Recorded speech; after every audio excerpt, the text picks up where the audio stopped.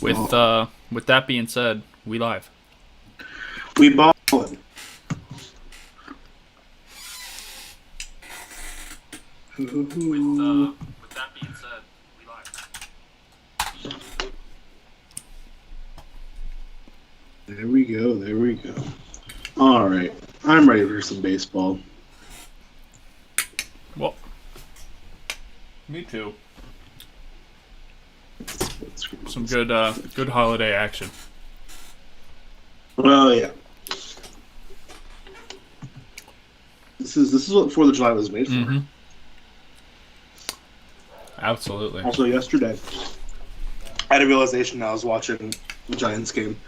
I was like, "Do the Blue Jays get a 4th of July cap?" I think so. The answer is yes. Given that But you know, like all. given that their All-Star Game jerseys have the American flag on them, I'm not surprised. I know. I saw that. That was funny too. But also, it's like the side. You know, how every team, it's like the whatever the abbreviation of the city is, and then USA. Yeah. There's just can't see along almost. There we go. And we back. We are back. Let me just bring up that Toronto Tampa Bay game. Split screen it real quick. I want to see these hats in action. Oh, Robbie Ray is pitching. Mr. Tight Pants. Mr. Tight Pants. Him and Walker Bueller. Tight Pants 1 and Tight Pants 1B. That's a lineup right there. Anderson, Sheets, Goodwin. Is Goodwin? Goodwin's batting cleanup for Chicago. Ryan Goodwin. In the year 2021. Why? He's hitting cleanup. I don't know. Matt Manning. Honestly, just let Matt Manning clean up for Tigers. There's an alarming number of like 2018 Royals playing in the major leagues still right now. Like there should not be. That shouldn't be. Generally, I mean, like primarily with the return of Alcides Escobar. I should say 2018, 2019 Royals because there's also I don't even remember his name, but some other guy playing for the Nationals right now. Defo? No, he wasn't. No. He's also a Pirate, I think. Humberto Arteaga, maybe. Is that who it is? Maybe. I gotta check. Well, all I know, in his time with the Royals, his WRC plus was 30, and he has never had a season in any level of professional baseball with a WRC plus higher than 93. That do be a little tough. Yikes. I know. Yeah, so my buddy. It is Arteaga. My buddy's. Nice. No, my buddy's one of the like athletic. He's on the athletic trainer team for the Storm Chasers, the AAA. Oh yeah. I forgot about that. Yeah, and so he was like talking. He was telling me how he was talking to Alcides one day, and I'm like, because he said to me, like, "Did you know there's a guy who, like Royals? He won the World Series with the Royals who plays down here." I'm like, "Yeah, is it Escobar?" He's like, "Why do you know that?" I'm like, I just know too much about baseball. I'll be honest. Yeah. I'm not mad at it. No. It's good to know sometimes. All right. Sometimes you just gotta know worthless baseball facts. Of course.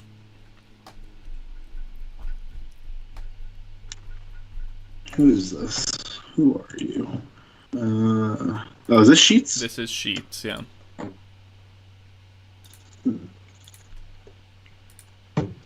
I don't know why I thought Sheets was gonna or looked like who did they just send down? Mercedes. They did, yeah. They did just send down Yermin IMO. YM. Yeah, I thought was he not a Rule 5 guy? Minor League Rule 5, yeah. Oh, okay, got it. so that'd be why they can send him down. Correct. Yeah, because he's been a little bad as of late. Ooh, Manny won back. He's been a lot bad. Yeah, he's been very bad. You know, on I get too much White Sox Twitter on my feed, thanks to half of Diamond Digest. But yeah. I saw it was like when they sent him down, a bunch of people were complaining about it. Like he's hitting like 274 or something like that. I'm like, he's been hitting like maybe 100 since the month of April. Yeah. Because he was hitting like 450 for a while. So yeah, and then the fact that he's hitting like 270 now is really bad. Like a lot of people don't understand that. Couple of BABIP singles for the White Sox here. Mm-hmm. Mm-hmm. I feel like that's a ball that should get caught. I think so too. Are they BABIP merchants? Of course. We should make a shirt that says BABIP merchants. Honestly, I don't know who's out there in left. Vaughn. For the Tigers, I mean. Oh, the Tigers. My bad. Akil. Oh, it is bad here. So can't slander him, but also we do not slander. Should be making that catch. I feel. Probably. Honestly, the red Detroit hats, I kind of like them. I gotta get a good look. And they just showed Manning real quick, so I kind of dig it. I feel like Detroit could have more orange in the uniforms. I agree. I would say I would agree with orange more so than red. I feel like red is. Yeah, I don't know, not bad. Yeah, the red's. I mean, it's not fantastic. As far as I think, the 4th of July hats always look pretty bad. Mm-hmm. But the red Detroit one, I could kind of get with it. It's not terrible. Kind of like it. Yeah. Better than some. Better than a lot. Yeah. I would say. I mean, it's just simple. I feel like a lot of these special occasion hats, they just try to do too much. Yeah. Which is, I mean, I'd rather them keep it simple than doing too much. Well. But, I mean, I remember I have a Giants for the July one from like 2015, 2014.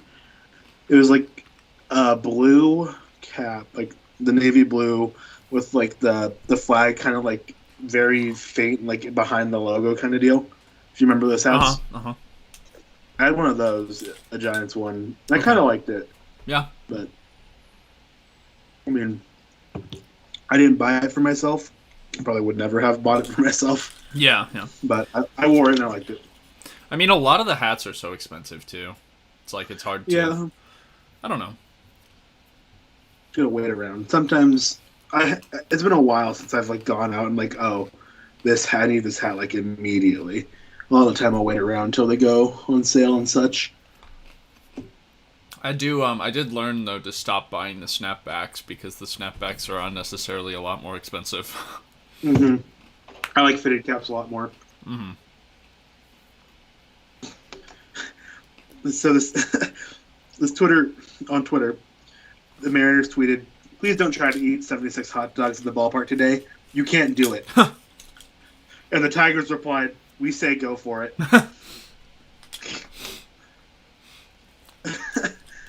The Twitter, man, teams with good sense are all I need in my life. Oh, MVP-to! Oh. Nice. Oh, and it was started by Zach Short, too. Was it? We wait. Zach Short. We do like Zach Short. Oh, I thought it was, it's Jamer playing third. Who's playing second today? Oh, Castro. Harold Castro, okay. Yeah. Nice little double play there, though. Yeah. I do like Short. I'm a fan of Zach Short. Yeah, me too. And now to knock in the run, cleanup hitter Brian Goodwin. man, this man he couldn't, or he got cut by LA, right, or the Angels. I think so. Did he get traded? I don't remember. LA traded him to the Reds. I think the Reds DFA'd him, and then he was on the Pirates. Mm-hmm. The Pirates trade him or DFA him? DFA, I think. I feel like getting DFA'd by the Pirates is going to hurt a little bit. At least this year. And that's who the White Sox have hitting cleanup. Yeah. It's also a Geo start today. It is, yeah. That'll be exciting. Meanwhile, I have Toronto and Tampa Bay up 2. Oh, yeah. And Vladdy's just been ridiculous this year. Vladdy, he's so fun to watch. Yeah. Yeah. I'm so glad he figured it out because his last year was pretty iffy. Yeah, no, me too. I'm with you. It would have been... I'm so glad he figured it out. It's just as far as the storyline goes, it would have been kind of sad if he never put it together, actually. Oh, yeah. But he's gonna be... I mean, right now I see the MVP race in the AL, him and Ohtani. Mm-hmm. I don't think it's particularly close, but... Yeah. Which is saying something. For sure, for sure. Peyton quite literally. Morning. Tim Anderson. Morning, Peyton. Tim Anderson is not gonna score. Was the finish to my sentence? Quite literally, morning. It isn't. It's afternoon, Peyton. It's 11 a.m. for me. Okay, it's morning for Diego. Half morning. Yeah. Manning works around 2 hits in that inning, though. It's really nice recovery from him in that inning. Uh-huh. Matt Manning's an exciting watch. I'm excited to see him progress. Yeah, this is my first time seeing him pitch. Oh, really? I think I watched his debut. Okay. But I'm glad he got out of that right there. Me too. Because that's, I mean, granted, it's Brian Goodwin hitting cleanup, but the White Sox are no joke. Oh, yeah. And Manning has had a bit of a rough go so far. Yeah. I mean, looking at his stats, it's really just been he's getting no strikeouts, and I don't think he had a strikeout that inning. So, no, he did not. Yeah, something to work on because the double play and then the fly out. So yeah, hopefully we'll see more strikeouts, more swings and misses from him, especially. Right. Also, I mean, not everyone has to be a strikeout pitcher, but I think if you're going to be a starter, you need to have at least pretty decent strikeout stuff. Oh yeah, well, and that's the thing is that's what I'm referring more to lack of strikeouts, related to or relative to his minor league. Yeah. And I mean, especially sure. His swinging strike rate, the lowest it's ever been was the time he spent at Low A in 2017. Which was, let's see, all of 33 innings pitched, and his swinging strike rate was 9.3%, and so far in the major leagues it's been 4.7%. Yeah, that will be problematic really quickly. So he's just got to up the swinging strikes, and there's no data to compare swing rates or anything like that, but I believe a 97 or a 91.7% zone contact rate. That's pretty high. Yeah. Yep. So. That'll be fine. Yeah. Detroit and being, less than 10 games under 500, honestly, impressed. Yeah. Only 9 games under. Well, they had the 2 winning months, right? They did. In May and June, they were winning team in both months. In fact, they were. Kind of wild. Detroit's starting to put some stuff together a little bit.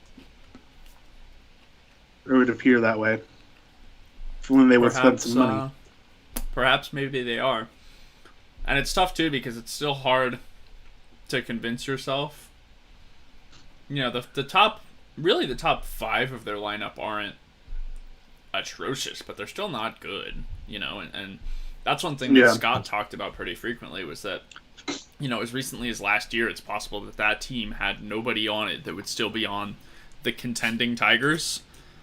Right. And now it's still hard to see any of these position players sticking. Obviously, Cabrera is going to be under contract for it, but Yeah.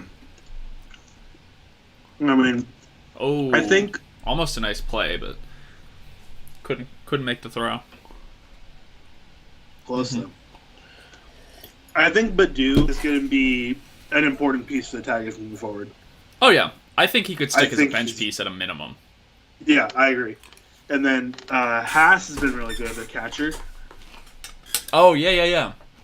Like I've been seeing him around Twitter, not Scott related Twitter.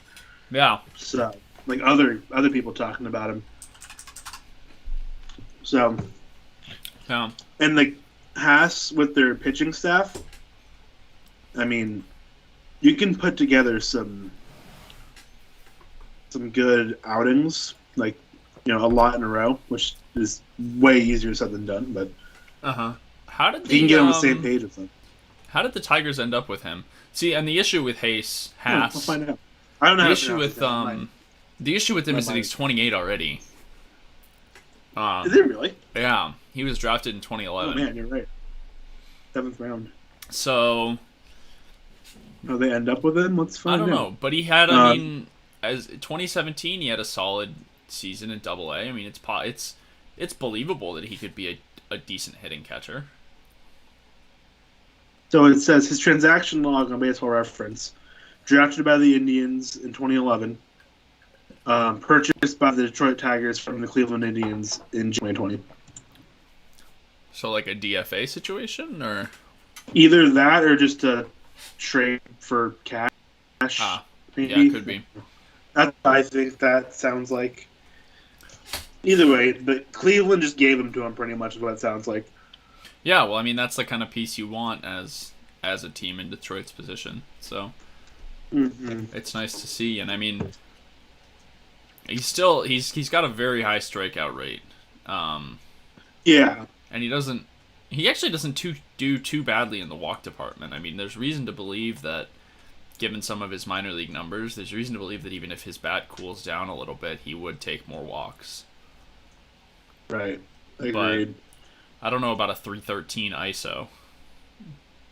I don't that was think a that's great sticking defensive play there. Oh, I missed it. I agree with that for sure. But yeah, I think he calls a pretty good game though. Oh yeah. I would say so. Okay. Yeah. My very limited time watching him, but. Yeah, well, and I mean, given a 292 BABIP is, about where you'd expect him to be, I would think. Yeah. Granted, as a 28-year-old catcher, he's only going to slow down, but... Right. You take what you can get from him, yeah. I feel like. Yeah. Let's see. Let's see...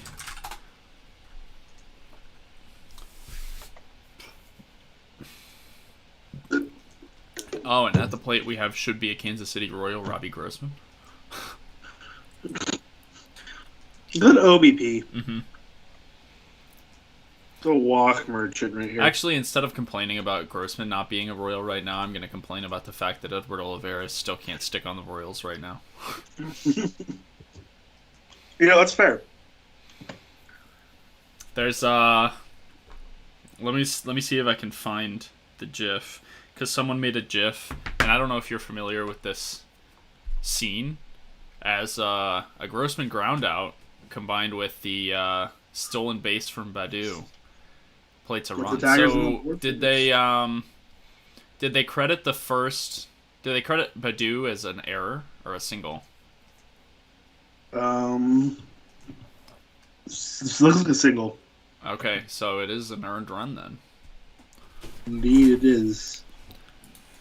1 for the Tigers. Scott Doobie on Twitter saying, at this point, it's ridiculous that Badu is in the national media AL Rookie of the Year conversation.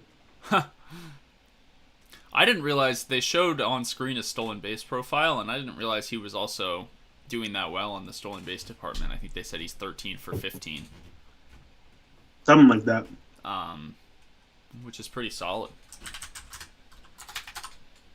What was I gonna say? I thought I was gonna say. Oh, that's what it was. I don't know if you're familiar with this scene, but it's from Drake and Josh, and it's a scene of them playing ping pong, and they're like hitting, and they're hit when they hit the ball. They're like whoa, wha They make. Yep. So somebody took that GIF, and they made one of their faces the Royals logo, one of their faces the Storm Chasers logo, and then they made the ball Edward Olivares. That's really funny. Because let me see if I can pull up his transaction history, because I think he's been up and down between AAA and the majors 5 times in the last month and a half, maybe. That's absurd. That's just dumb. Let's see. That's funny. Man. Where's...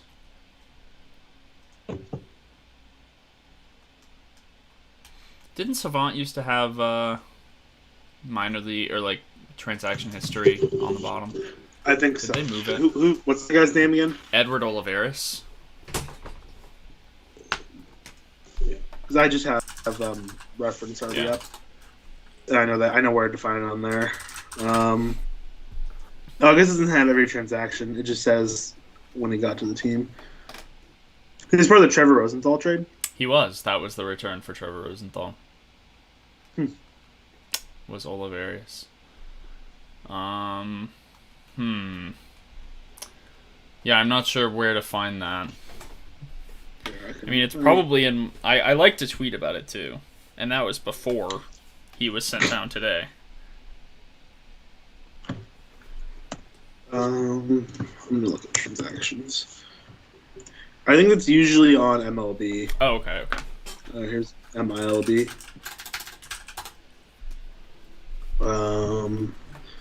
Okay, here we go. So you acquired... Oh, hold on. Wait a minute. Okay, let's start here. So he was August 2020, traded to Kansas City. September 3rd, 2020, recalled. Okay, and that was 2020. So you're talking about this year specifically? This year, like since like May, because he started the year in AAA too. So it's since. Okay, April 29th, he was in AAA. Called up the 30th, sent down the 3rd of June, up the 6th, down the 9th, up the 14th, down the 17th, up the 30th, down today. So that's what, 4 times? Absurd. I feel bad for the guy. 1, 2. Yeah, he's been sent down 4 times. I'll send the link to the tweet of that video in the HotMic chat too. Please. Man, though, that's brutal. That's ridiculous. Bad. That's tough looks. Yeah. And I unintentionally got rid of my stream trying to find that information. So gotta find it again. Haven't much. You missed like a ground out. Okay. All right. A Larry Garcia ground out. Yeah. Oh, would it be a good thing to update the inning? I feel like it'd be a good thing to update the inning. Maybe. We are top 2. We are top 2. Whoops.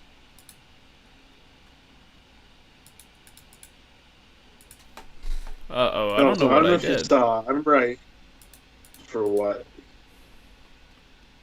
For the stream or for? Oh, there we go.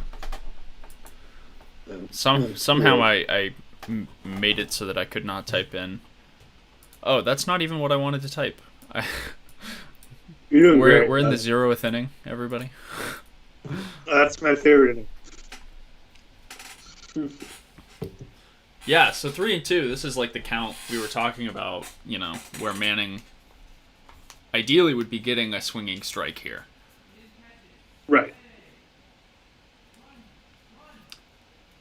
This is what you want. And I'm not sure where his fastball, his 4-seamer typically sat when he was in the minors. He's sitting like 93, 94 today. That's what the graphic said earlier. He sits around 93, 94. Okay. So I think that's typical. Yeah, so that... Yeah, like that there would be, and it's not terrible if he's getting ground outs like this, but that pitch there hypothetically would be a swing and a miss in the past. Right. Right.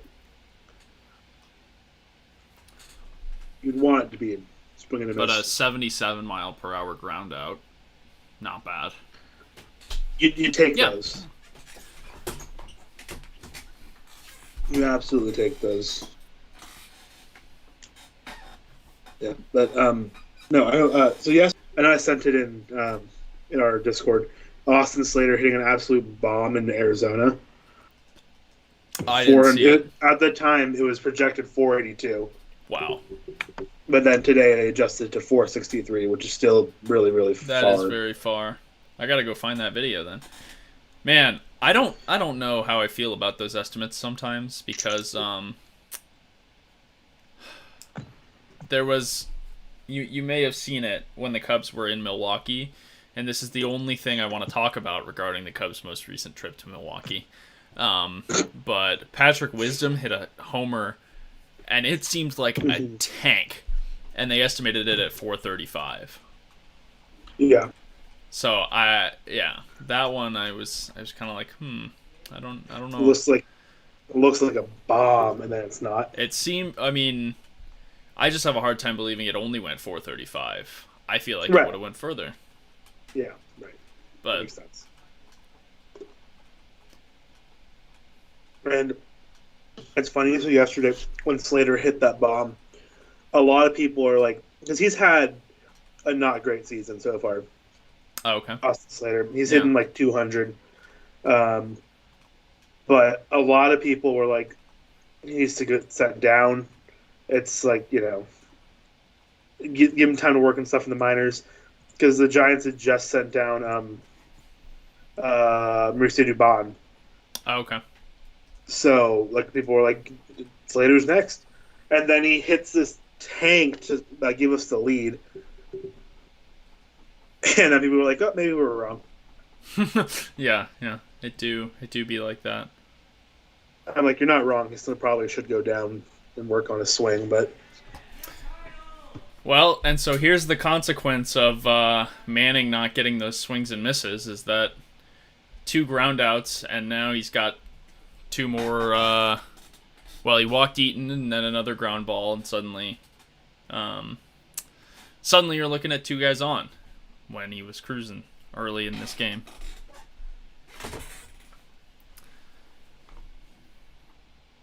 So now he gets good old Zach Collins. And if he doesn't get the out here, you're really starting to look at trouble with the top of the order coming up.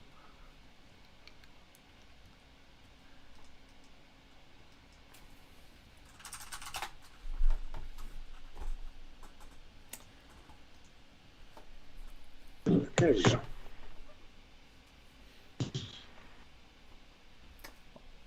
Alright. My computer decided to be weird for a sec, but it's fine. Computers will do that. Yeah. My computer decided to be weird for a sec. Nope. I'll put it back there. Alright. And now we're good.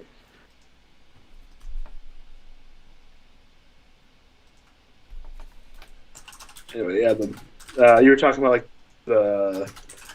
him not getting strikeouts and then something. Yeah, just not getting the swings and misses, even the ground balls. Mm-hmm. In this case, a ground ball which was hit pretty hard actually, 108.6 off the bat of Berger, which is why it was tough for Candelario to get to. But even keeping the ball on the ground in this case, now it's turned into a couple guys on and a potential for damage, which, that being said, there he gets a swing and miss on his fastball right in the heart of the zone.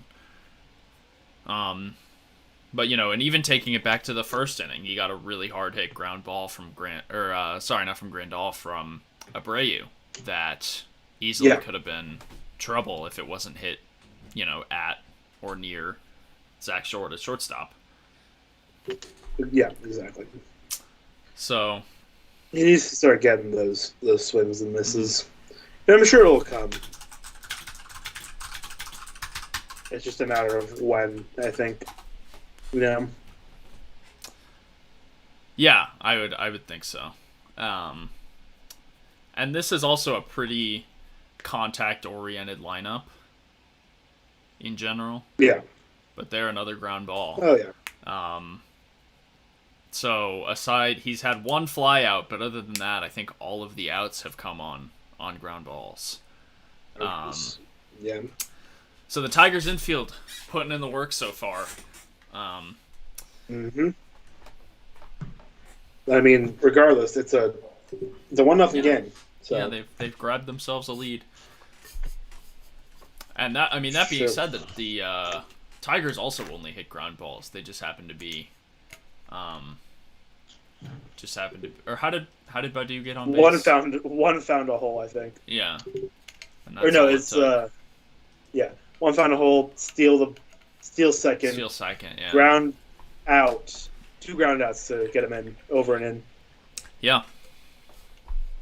So sometimes you just need enough. Well, and that's that's a matter too of when the outs come. There were 2 outs when that whole deal started for Manning, and so a couple of or a single and a ground out didn't score the run. When it did, 2 ground outs scored the run for the Tigers. Yeah. Oh yeah. But timely hitting is really important. Yeah. With a Giants fan, that's like all our offense is. And we don't get it. We look really bad. I.e. the loss to Arizona like 2 days ago. Or the series against the Dodgers we just had. We're 0 for 13 with runners in scoring position. Oh, goodness. In those 2 games. That sounds like the Cubs. So getting guys on. Just can't get them in. Well, Matt Manning has already lowered his ERA by a run today. You'll love to see it. Absolutely love to see that. Giolito's probably increased his a little bit today so far. Let's see. I don't know what it started the day at. Giolito started the day. He's been good this year, but he hasn't been exceptional. He started the day at 384. Yeah, 390 now. Okay, yeah. So, one inning will do that. Negligible.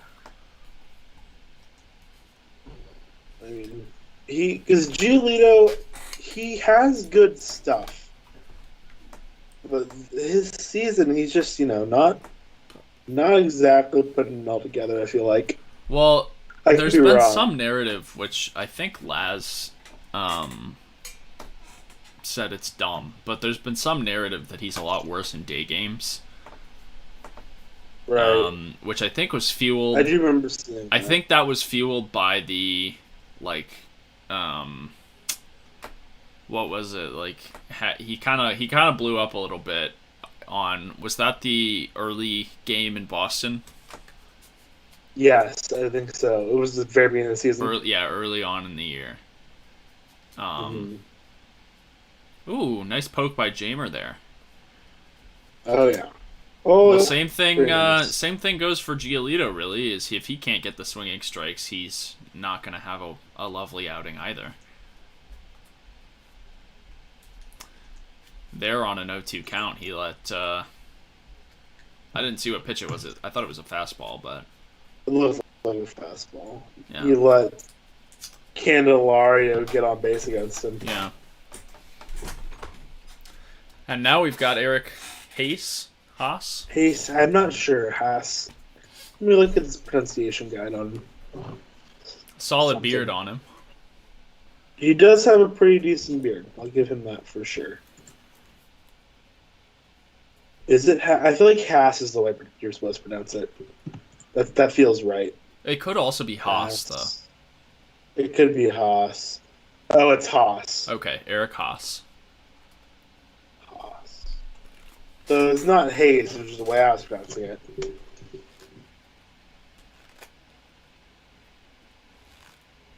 Oh, Hendricks is going for the Cubbies today. He is, yeah. They need him. I saw he's been really good the last month or so, right? Yeah. Hendricks has been a lot more solid than he was to start the year. We don't talk about his first few what he did to start the year. Rough. We don't talk about That's fair. We don't talk about it. That's fair. I understand. Okay, the Tigers are doing doing some stuff here. Is Giolito bad in day games? That one was kind of ripped too. Yeah, that one was. Does Candelario score there? Cheapy. Not quite. No, but comfortable. No reason to kind of do that. Comfortable getting into third, and yeah, that's a double for Haas. Yeah, it's a nice rip down the line though. It is, yeah. Let's see. Still waiting on the exit velocity, but that one hung in there a little bit. 101.9. 101.9. Yeah. Nice. Ooh, Berger was actually not too far off it. Yeah, Berger wasn't like it was positioned to step over, and he has that. Because he looked like he's a little bit off the line.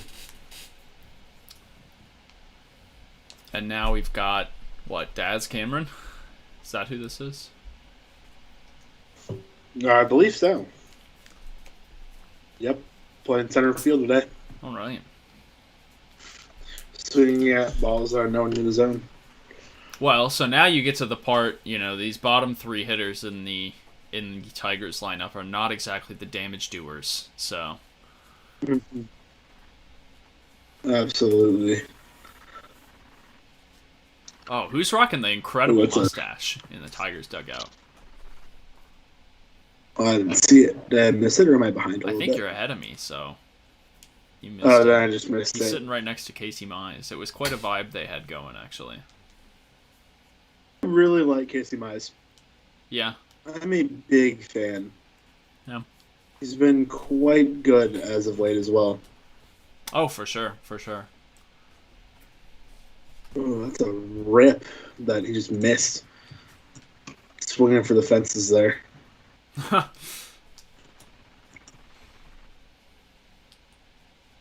Yeah. That's still a tough pitch to. I mean, you gotta kind of go the other way with that pitch. Yeah, I think so. You hardly expect Daz Cameron to barrel that up. Yeah. Good take. Yeah, how are the Cubbies doing out in the Central right now? I haven't paying much attention to them. You picked a bad time to ask. I have not paid much attention to them as of late. I will be honest. Yeah. Well, so they're on an 8-game losing streak, and the last 5 have been to the Brewers and then the Reds. So. Oh, fun. They had the lead. Well, and the Brewers are on an 11-game winning streak, so the Cubs had the division lead like a week and a half ago, and they're 8.5 games behind now. Yeah, the Brewers have just been going off, and then everyone else in that division is just struggling hard right now. Yeah. I do remember seeing that the Reds, I think, are second in the division right now. They are. Right? They overtook the Cubs with the last 2 wins. That's tough. Yeah. That's tough. I will not lie to you. But hey, the St. Louis Cardinals are in 4th place. So, can't complain about that. Also, the Tigers have the bases loaded here with no outs. Wow. Yeah, that is a tough stretch of 3 batters for Giolito. It really is. Yeah. The first, and not exactly. Yeah. I mean, the first inning you can kind of pass off. I mean, it was 1 base runner he allowed in the first inning. Like, that's not a big deal, but bases loaded and no outs now. That's it's kind of brutal. So remains to be seen whether think he could get out. Yeah, I mean, it remains to be seen whether Harold Castro and Zach Short can plate the runs. I mean, Zach Short's hitting all right. Let me look at his baseball reference. He hasn't been up for very long, so. Oh. Yeah, but in his time up, he's been hitting okay. Well, Giolito made Castro look ridiculous with that first pitch. Yeah. That's what I've been saying, Elias. They're just making them look silly out there. Oh, no. CJ Abrams what do you know? has been diagnosed with a fractured left tibia and a sprained left MCL. Ooh. He will miss the rest of the season. Estimated recovery is 3 months. That's brutal. It's funny because that's tough. Yeah, it is. That is That is real tough. And it's funny. Oh, and there's the damage. Oh yeah. Base is still loaded. One run in. Yep. Oh, that is tough. Bloop single. Anyway, you were saying? It's funny because it doesn't feel, and maybe it's just because I've been busy and haven't watched all the baseball in the world, but it feels like we aren't that far into the season, and yet an injury like that now is out for the year. We're halfway. A lot of teams are hitting 81 game mark. Yeah, we're halfway. So yeah, we're halfway. And I will say this: I know at the halfway point, the Giants were on pace for 102 wins. Yeah, which is insane in my brain. I think that's insane in everyone's brain. I mean, how much money could you have made early in the year simply by taking the over on the Giants win-loss, and they're going to be potentially well over. They could skid super hard in the second half and still finish over the win-loss, because the win-loss I believe was set at 75, 79. I thought something like that. Not high. I don't think it's 79. I think it was like 5 or 6 games below. Really? 500. Yeah, that's just insane. Yeah, there's a good chance they get to I was gonna say 60 by the All-Star break, but that's not. Yeah. I mean, they could. Well, and if there's a team that I don't want to say that the Giants are going to regress. Like, clearly the Giants have given us enough reason so far to not doubt what they're doing because it's worked a lot. But, given, I think, age-wise, they are definitely an older team than a lot of other teams that are doing well. So absolutely, it's believable that they might see a little bit of fatigue hit as the year goes on, but I don't think that's a reason to count them out. Right, and I think what they've been doing, because a lot of guys, they've been getting regular off days for a lot of guys. Oh, yeah. Like Posey's been getting a ton of rest. Every third day. But it's helping him a ton. Yeah. He's had one of the better offensive seasons of his entire career so far. Right. So, yeah. And, it's kind of crazy. I mean, given that, it's hard to see him falling off too much. Longoria hopefully comes off the IL healthy, and still hitting. Belt's probably going to be out for a bit. He'll probably be out for at least another month or so, which is tough. But, yeah. I mean, Lamont Wade Jr. has been really, really good for us, which is also kind of crazy. Yeah, well, we finessed the Twins in the offseason. So it's also, you could also look at that and say, okay, Lamont Wade Jr. is not going to play like this all year, and that could be reason to believe the Giants regress too. But back to the original point, it's almost unfathomable that they fall below the preseason projections at this point. They would have to be historically bad in the second half to do so. And I just don't think it's... Yeah, they'd have to be more bad in the second half than they were good in the first half, and they were really good. Right.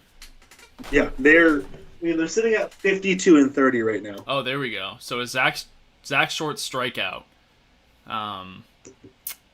Giolito finally has an out here in the second. But now you get 1, 2, 3 again. Top of the order. You do. But you also, you got the top of the order. Half an out. And you've also got the potential for a double play to end the inning without any more damage. It's true. Giolito's not looking too great. It doesn't look like he has a ton of control over his stuff. He's bounced a few pitches already. He has, yeah. He's missed some pretty badly. The walk pitch to Daz Cameron in particular, I was kind of like, man, that he didn't even challenge him. It was just a fastball that he really missed below the zone. Yep. So, we'll see. We'll see here what happens, but so far, it's not looking great. However, you also think that if he gets out of it here, he's the type of pitcher that can easily recover and go 5 innings without allowing another run. And that keeps the White Sox in a good position in this game still. It does. The White Sox are How are they standing in their division? I need to go look. They got a comfortable lead, couple games over Cleveland. Do they? And the rest of the division is all well below 500. So. Oh yeah. Detroit's third in that division. Right. Cleveland's on a 5-game skid. Oh, are they? Mm-hmm. But yeah, I mean, like, Baseball Savant has an 86% probability to win this game for the Tigers right now, but that's, I would think, really dependent on them scoring at least another one or two of these guys that are on base. Yeah, absolutely. I would agree. 100%. Like, you need at least one or two more. But Giolito needs this put out. Absolutely. He's struggling. Yeah.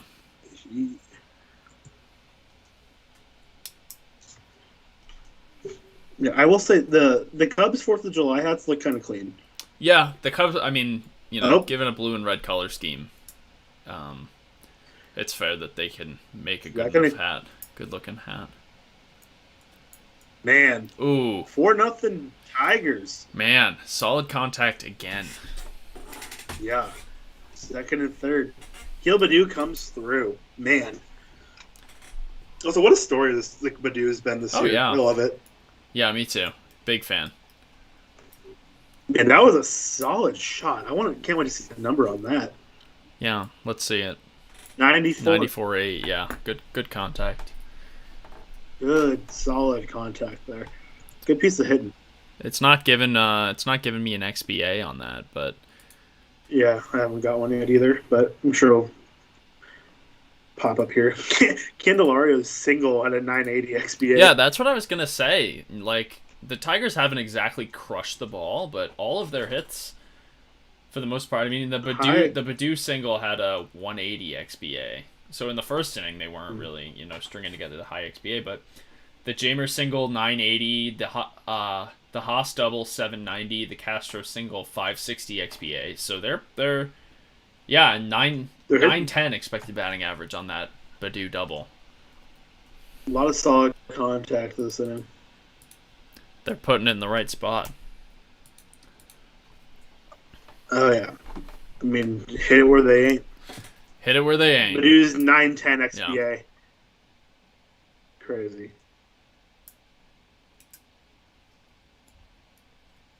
Hit it where they are not. Also today, All-Star Reserves get announced today. Oh, I'm very interested to see how that's going to go. Yeah, I am too. When Brandon Crawford makes the All-Star team. He should. He certainly should. He should. If he doesn't, I'm going to be very upset. Because he very much deserves it this year. Yeah. Okay, there we go. Second out at the plate. Some weak contact from Shoop. Oh. Good defense. Good defensive play by the White Sox. Yeah, I don't know about running home on that one, I'm going to be honest. It's not a great force him to make the play at first, and then if you really want to run home, force him to make the throw home. Yeah, honestly. Or just don't run home and you still have second, third. Yeah. I mean, that's a lot. It's a lot tougher play to make at first than it is at home on that ball. Yep. I would agree. Regardless, his momentum is coming straight to the plate when he gets to the ball. Yeah. And there's a decent chance he miscues that throw. Exactly. That's kind of not unlike the Badu single in the first that he made the throw on. I mean, if anything, I would think it's a tougher throw. Yeah, I would agree. But alas, here we are. Yeah. It's fun. Robbie Grossman. Robbie. So here's another question for you. For the trade deadline's also coming up here pretty quickly. Yeah. Do you think there's some names that are floating around, moving around? If I had to put money on one player getting traded, I would assume, or not I would assume, I would, the top of my head is Kyle Gibson would be the player I would put money on. That's a good one. Not one I've been thinking about a lot. lot. I'm thinking Nelson Cruz is gone out of Minnesota. I would have to agree. Yeah, that seems pretty likely. Which, that's that would, if I were a Twins fan, that would make me very sad. It makes me sad, and I'm not a Twins fan. Yeah. I love Cruz in Minnesota, and Nelson Cruz just feels right. It does. Don't tell Les and Scott. Yeah. But I agree with you. They'll celebrate the day he's traded. Well, and he's gonna go. I mean, he's probably gonna go to what, the A's or the Rays. I've seen Oakland a lot. Nelson Cruz in an A's uniform would make me rather uncomfortable. Yeah. Giolito gets out of the inning here, though, but not before giving up 3 more runs in the second. Yeah. Good inning for Detroit. He finally he started getting those swinging strikes, though. He did. He does have 11 swinging strikes on the day, which, through 2 innings is a high number, but he's also faced a lot of batters. Yeah. But yeah, 2 strikeouts. Manning only has 2. I mean, after, obviously gave up the double to Baddoo, but after he got the bases loaded, it was strikeout, double, that weak grounder to the infield, and another strikeout. So, not awful. Could have been worse. It absolutely could have been worse. But we are still looking at an 88.4% win rate, or win probability for the Tigers now. So, and with a 4-0 lead in the second, I understand why it's so high. Yeah. I mean, like I was saying, or we said earlier, that the 86% that they had was dependent on them plating a couple runs, and they did just that. So.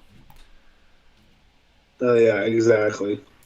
So we'll see how Manning comes out here. If Manning come out here and have a shutdown inning, that'd be huge. Yeah, it would. I mean, yeah, you're spot on. If he has an inning that he can cruise through a lot more comfortably than he's been going so far, yeah, that's a good. Just throw him to Maxwell inning, Yeah, just do it. It's that simple. It's not that hard. Come on. Yeah, it's only happened 13 times. Yeah. In the history of baseball. I think immaculate innings are so cool. I'm a huge fan. It is. It's a shame that they kind of inherently, like the way they are, they just can't get the same attention as like a no-hitter because there's just, it happens so quickly that there's not time for the hype to build up while it's happening. Right. Like you couldn't be like immaculate inning alert on Twitter and have enough time to turn on a game. Whereas, like, when someone's throwing a no-hitter, it's like, oh, no-hitter alert in, like, Detroit or something like that. And everyone turns on the game because there's another hour until the no-hitter's done, probably. Correct. Because they always throw it out in, like, the 6th. Yeah. I mean, like, I'm not mad. I haven't actually seen a lot of no-hitters. Like I said, when the Cubs threw theirs against the Dodgers, I was saying, I've been in my car. I would turn on the audio of as I'm driving for I think 6 of the no-hitters this year. I was like driving in my car down the same road every time too. Nice. Because I'd be like on my way home, but like I was in the car for the Means no, the Miley, Cubs, San Diego's Musgrove. Yeah. Who else? Who else is there no hitters? Scooble? Man, or Turnbull? Turnbull. It's Turnbull. I almost said Manning. As if he doesn't have a 7 ERA. Yeah. And then one more. Who else is there no hitter this year? Rodon. Oh yeah, I was in the car for that one too. We got Mario Fanboy 15 on YouTube said the guy with the mustache might have been Jake Rogers. Probably a good bet. Jake Rogers have a killer mustache? I think. Can I Google this? Very well could. Ooh. And Manning now has got the swinging strike on his fastball. There from Timmy Anderson. So good old Timmy. Oh, it probably is Jake Rogers. Yeah. Got a killer mustache on. I'll look on the webs. Good old interwebs. Yeah, good. Oh. He's having a pretty good year. Another BABIP single for the White Sox. Yep. Mm-hmm. XBA of 160 on that one. Yikes. I honestly... And also, I know... Sorry, I cut you off twice now. Go ahead. You're good. I know this is not related to this game, but like, I know you're a big Ian Happ guy, but he looks so lost today in left field. Oh, did he make a bad play? No, he's making the play. I mean, he made one earlier, but he's making these plays. He just looks lost. But anyway, he has played more. He's played more center field, so I don't know, but fair. Both plays happen towards the ball, so I get that. Yeah, I that Tim Anderson single, you kind of wonder why Zach Short isn't positioned further up the middle. I feel like, I actually don't know how much Anderson tends to hit it to all fields. I'm not sure. Neither do I. I guess you can probably try to figure that out. Yeah, good old Fangraphs to inform us. And I know you don't typically want to. Well, actually, I guess if you were to shift there, it would be the second baseman closer to the middle. But I don't think you typically want to shift for right-handed hitters. Yeah, I mean, and I guess it really just depends on how teams run defensively. Yeah. I know the Giants shift a lot. Or that was a really nice play by Votto. Oh, that was yesterday, wasn't it? Oh, never mind. Sorry. Let's see. Tim Anderson. He only pulls the ball a third of the time. Only a third of the time. Well, yeah, a lot of guys pull it hard more than that. He's actually brought his pull rate down considerably. It's impressive. That was one of the biggest changes, actually, from 2018 to 2019 when he started hitting well, was he pulled the ball less. I mean, yeah, because I'll do it. Because if you're pulling the ball less, that means you're going the other fields more. And that makes you a more dynamic hitter, I'd say. Assuming you're not a power hitter, because pulling the ball can still. But yeah, I mean, his BABIP has come down to a still very high 367 this year, and his power is kind of gone. Anderson's. Oh man. So, he's still a league average hitter, but if he can pick up his hitting, he would certainly help out the lineup quite a bit. For sure. And I think this White Sox lineup too just went through a stretch of they went for a while without really any home runs. That's a nice hit by Abreu. Yeah, it's a nice I don't get the White Sox on the board. The other way. I'm not sure what he just threw there, but it looks like he just hung it in the middle of the zone. Yeah. Yeah, it's a nice little opposite field hit there for Abreu. Yeah. I'm waiting to see the XBA on that one.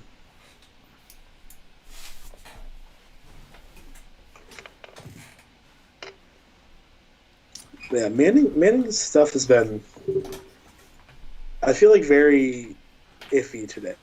Yeah. He still is not getting the whiffs. No, not at all. Yeah, he's looking at three swings and misses on the day. That XBA on Abreu's single was 430. 430, yeah. So he put it in a good spot. Yeah, then playing off helped. Mm-hmm. Brian Goodwin, what a guy. I always forget, like, Billy Hamilton's a White Sox too, yeah. Shout out Billy Hamilton being a Giant for literally a month and a half. I don't remember who we traded him to. I think it's when we traded him to the Cubs, actually. Could be. Billy Hamilton and Brian Goodwin. It's amazing how many teams they've been on. Right. In the last 3 years. Yeah. I mean, but they're sticking. Hamilton's had a good year, though, too. Yeah, somehow. I don't know what they're doing over there. The White Sox are working their devil magic on him or something. It's La Russa. his devil magic.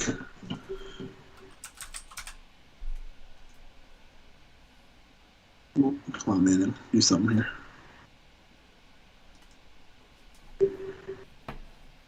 mean, the Reds are a really good defensive team, aren't they? No, they're not. No? Not at all. Well, they're making plays today.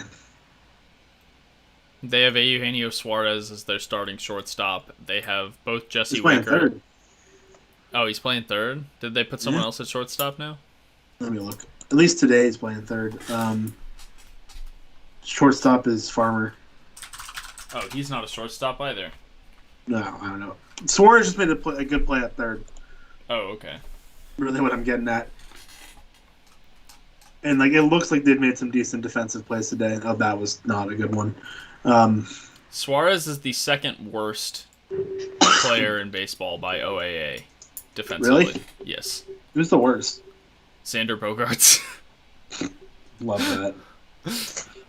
That is all-star starting Tough. Shortstop Xander Bogaerts to Tough you. looks. Truly. That's a scenes moment. Man. Scenes. Yeah, they've got funny. Suarez, -12 OAA. They've got Jonathan India, -7 OAA. Oh, wow. So they are really They've bad got Nick defensively. Castellanos, -5 OAA. Let's see. Anyone else? Jesse Winker, -4. And those are all regular starters. That's brutal. Yeah, Oh, beyond man. that, nobody else on the team is like atrocious on defense, but But that's like half their starting lineup. Joey Votto is a little bit below average. You know, you would need a lot to overcome that, basically. Right. Tyler Naquin is -2 OAA in center field. So the only people they even have positive, and OAA is not a stat that applies to catchers, I don't think. Kyle Farmer is actually a slightly above average defensive shortstop. So it is a defensive upgrade, but I don't know that Suarez is even a phenomenal defensive third baseman either. I don't know. He just got a strong arm, I think. Oh, and nature is healing because Matt Chapman, Nick Ahmed, and Andrelton Simmons are top 3 on the OAA leaderboards. Nice. I'm pretty sure. I think OAA, and Brandon Crawford have a relationship. He's up there. Like this sometimes, sometimes it seems like he's really up there, and sometimes it's not. He's been having a really good defensive season this year. It feels like. Yeah, 8 OAA this year. No, it's nice. He makes really good defensive plays on the daily. Yeah, now. it's weird because a relief pitcher is 6th on the OAA leaderboards. Yeah, really? They're saying he's a center fielder. I don't know. Is it Lorenzen? No. For the Rays. It's Brett Phillips. Okay, I'm confused. I forgot about that. I'm not gonna lie to you. Love Brett. That was so funny. That was the most entertaining thing I've seen in His weeks. balk was hilarious. His balk was really good.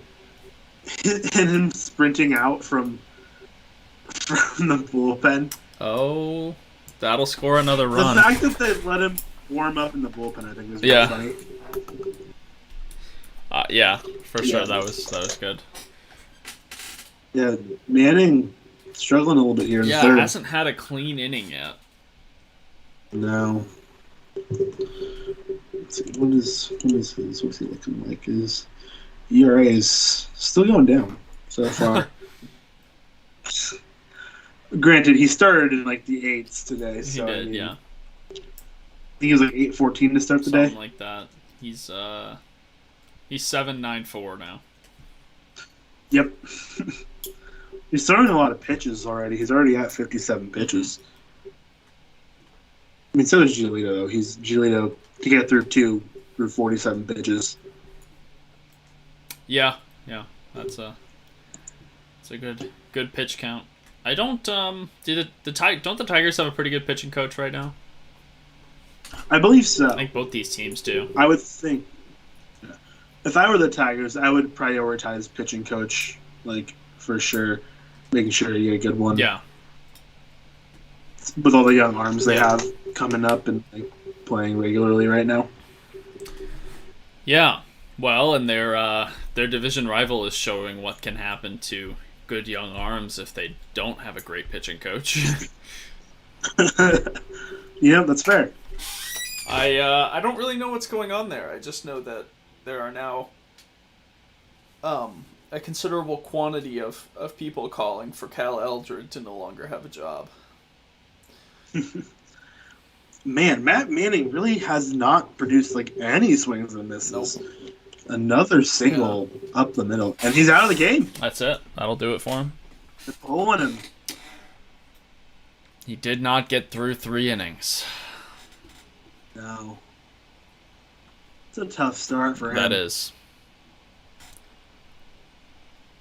So the Tigers have to go to their bullpen early. Bad. Yep. Bringing in Tyler Alexander. I don't know who that is. Yeah, I'm also not too familiar. Lefty, 26 years old. Drafted in 2015, second round. All right. 34 innings pitched. 2 starts this year. 138 whip. He hasn't been exceptional. That looks like you can get innings out of him. Okay, yeah. Well, that sounds like the guy you would bring in at this point. I mean, I think you would bring in like a regular reliever to finish this inning, and then bring him at the start of the next. Maybe. That's something. I mean, I've always think that's something I would do. So I do know OTP. Unless you could also hope to get your reliever for 1 1/3 and then go to your longer. That's guy. also true. That's also true. But yeah, we'll see. An abundance of small ball today. I don't even know. We've seen maybe 3 fly balls all game. Yes, I think that's right. Let me look. Maybe 2. I don't even know if we've had 2. Well, there was a good one fly out in the first, and there was a sac fly this inning. Yeah. That's it. That's Other 2. than that, it's all line drives and grounders. A lot of batted balls. Mm-hmm. Is really the small ball. Yeah. Batted ball. Giolito has gotten his swings and misses, but he hasn't gotten them as putaways, really. No. Which is it's tough. But I mean, it's gonna outlast Manning in this game. Assuming he makes it to the 3rd, yeah. That's fair. You're right. Assuming he makes it to the 3rd. But even with like Giolito's the kind of guy where, I mean, Tony La Russa's gonna stick with him because he's our ace. He's supposed to get through 6 innings. If he doesn't get through 6 innings, then he needs to be gone. There's no reason for him to be on this team. Yeah. That's my Tony La Russa impression. I've never heard him speak. So I don't know if that's accurate. Yeah, I just don't care to hear him speak, so. Same. Oh, you know what? They may have gone to Alexander exactly for this out for the lefty-lefty matchup. Yeah, and plus if he can't give you innings as well. Right. Yeah, that makes a lot of sense. There it is. Yeah. Inning. How many lefties do Over. they have? That's a good question. I don't know. Neither do I. What's his game score? What was Manning's game score? Because I'm sure it wasn't good. Detroit bullpen. The only other lefty they have is Gregory Soto, and Oh, watch out.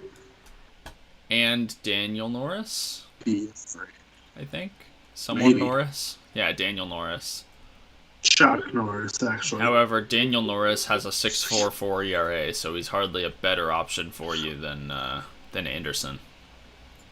Yeah, it doesn't seem like he would Daniel be. Norris is rocking a 2.59 WHIP in his last 7 games.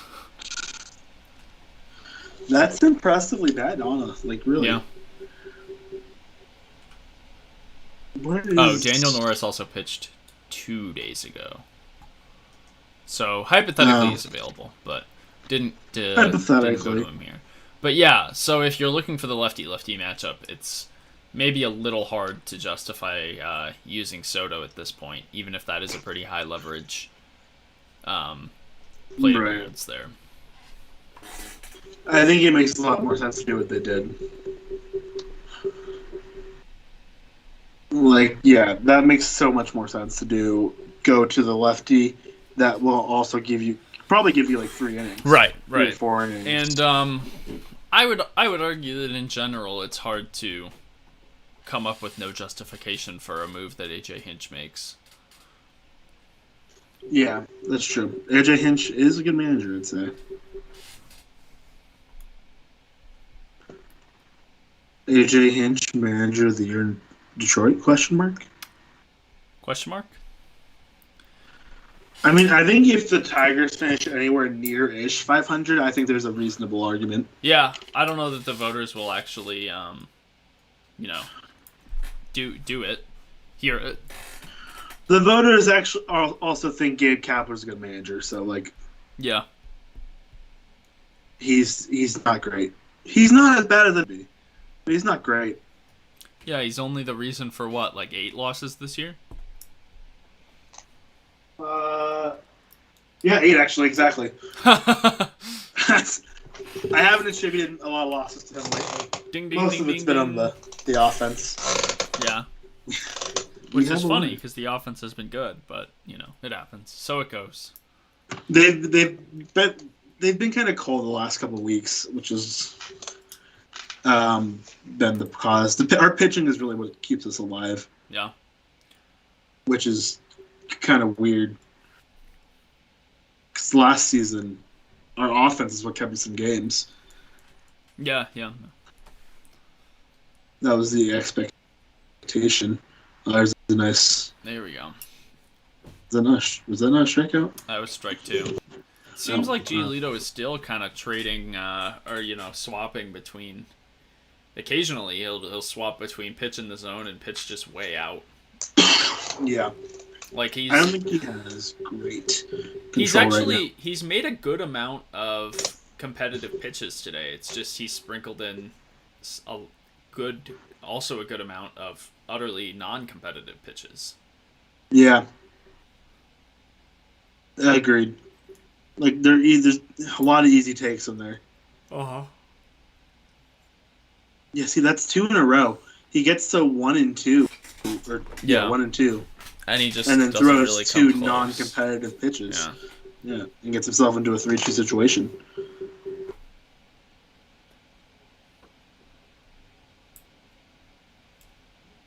Oh wow! You're a pitch or more ahead of me. Yeah, spike to pitch to load the count. Oh, okay. I'll wait this. Let me know when he throws his next pitch. All right. And also, just kind of scrolling through Twitter, saw the scorecard for Tom Hallion yesterday, and it's rough. Ooh. It's not pretty. Oh, yep. Fouled that pitch off. Mm-hmm. Like, look at that scorecard. I'm gonna see if I can get this on. Center to my screen. Hold on. Like, look at that. Oh, yikes. Not good. No. He's actually, that's bad, but it's actually consistent. It's consistent, yeah. I mean, I'd rather have a consistently bad zone than an inconsistent bad zone. Yeah. Well, and it's like, no, I would say, it's like a discussion of like validity and reliability.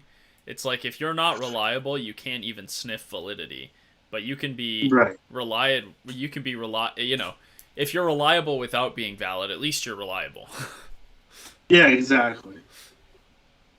If you know the inside corner just like is not a strike today, that's fine. But like if it's a strike every like 3 pitches, then like, yeah, what's up? Well, was that an 8 or 9 pitch at bat? I believe it was 9 pitch at bat. They're keeping Gio working, but he does get the ground out.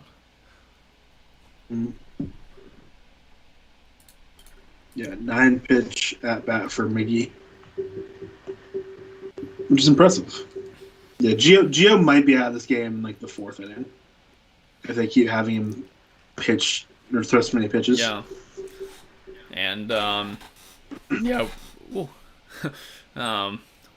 we've got a recipe for a long game potentially. So those of you who chose a over 4 hours, we still hope you're wrong, but we always hope you're wrong. Did anyone choose over 4 hours? No. Okay, good. Everyone chose over. I was about to say, if you did, you're sadistic. Oh, man. Yeah, exactly. Another single just squeaks through the infield. Mm-hmm. Detroit's really beating up on Julio XBA today. of 100 on that one. So, Jamer Candelario is your most recent Babbitt merchant of the day. Absolutely. Also, like, I don't know if you also have the Cubs game up as I do. I do not, but I should. Yeah, I just know I like baseball. Contreras just had a very, very poor base running decision. Oof. Like, nice little single to right, and then he tries to go 2 and gets out by a mile. Yeah, sounds about right.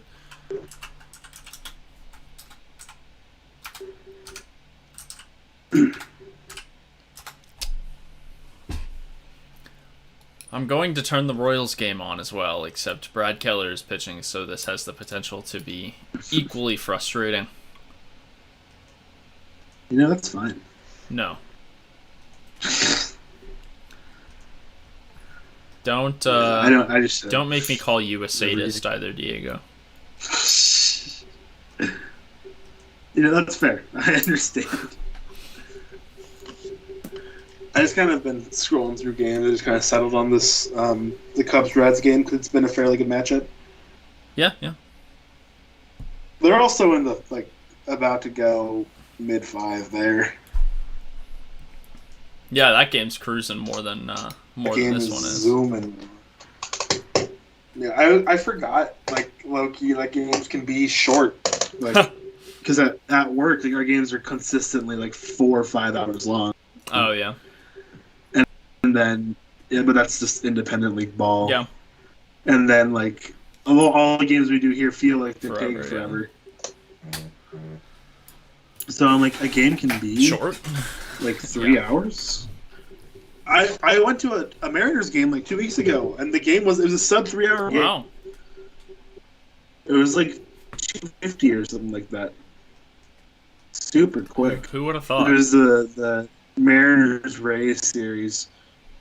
Oh yeah. Where the Mariners walked off literally every game but the one I went to. Oh, that's a shame. I was a little sad, I will not lie.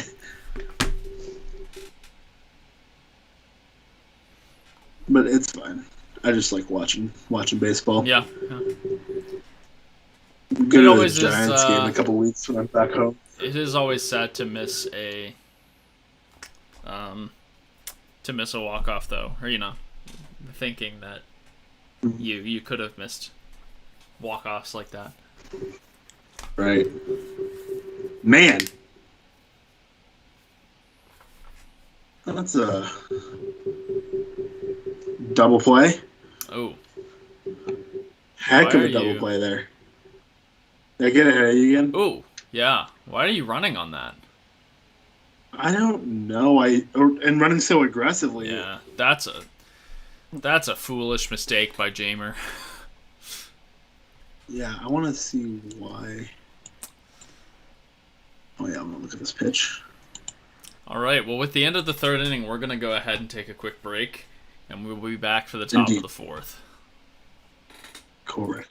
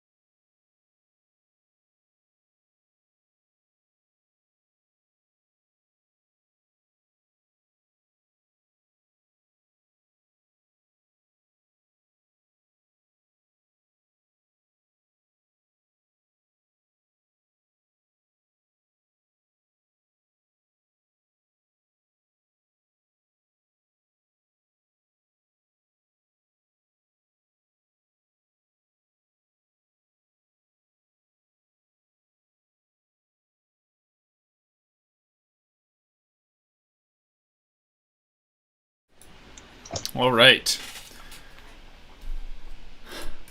So alas, here we are, top of the fourth. And we still got Anderson going for the Tigers here. Oh, my stream just got ridiculously grainy. Not sure what that was about.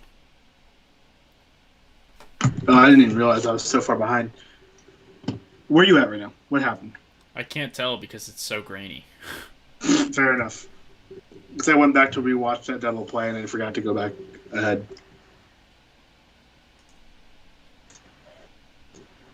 I just saw 3-0 to whoever's at the plate right now. Okay, let me see here. Okay.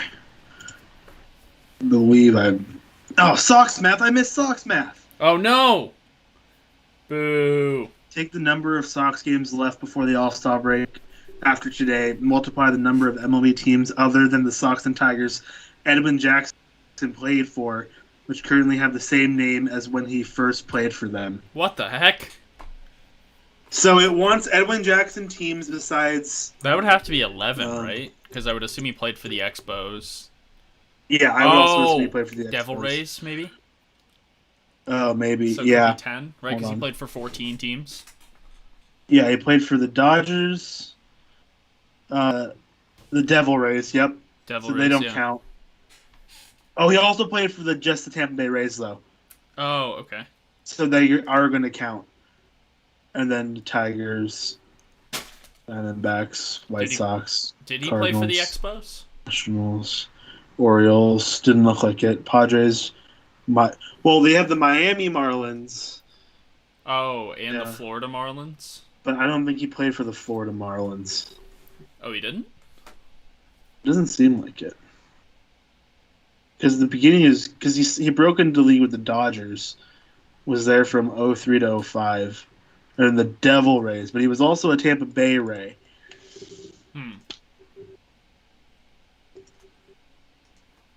So I'm thinking that's going to be... maybe it's just 12.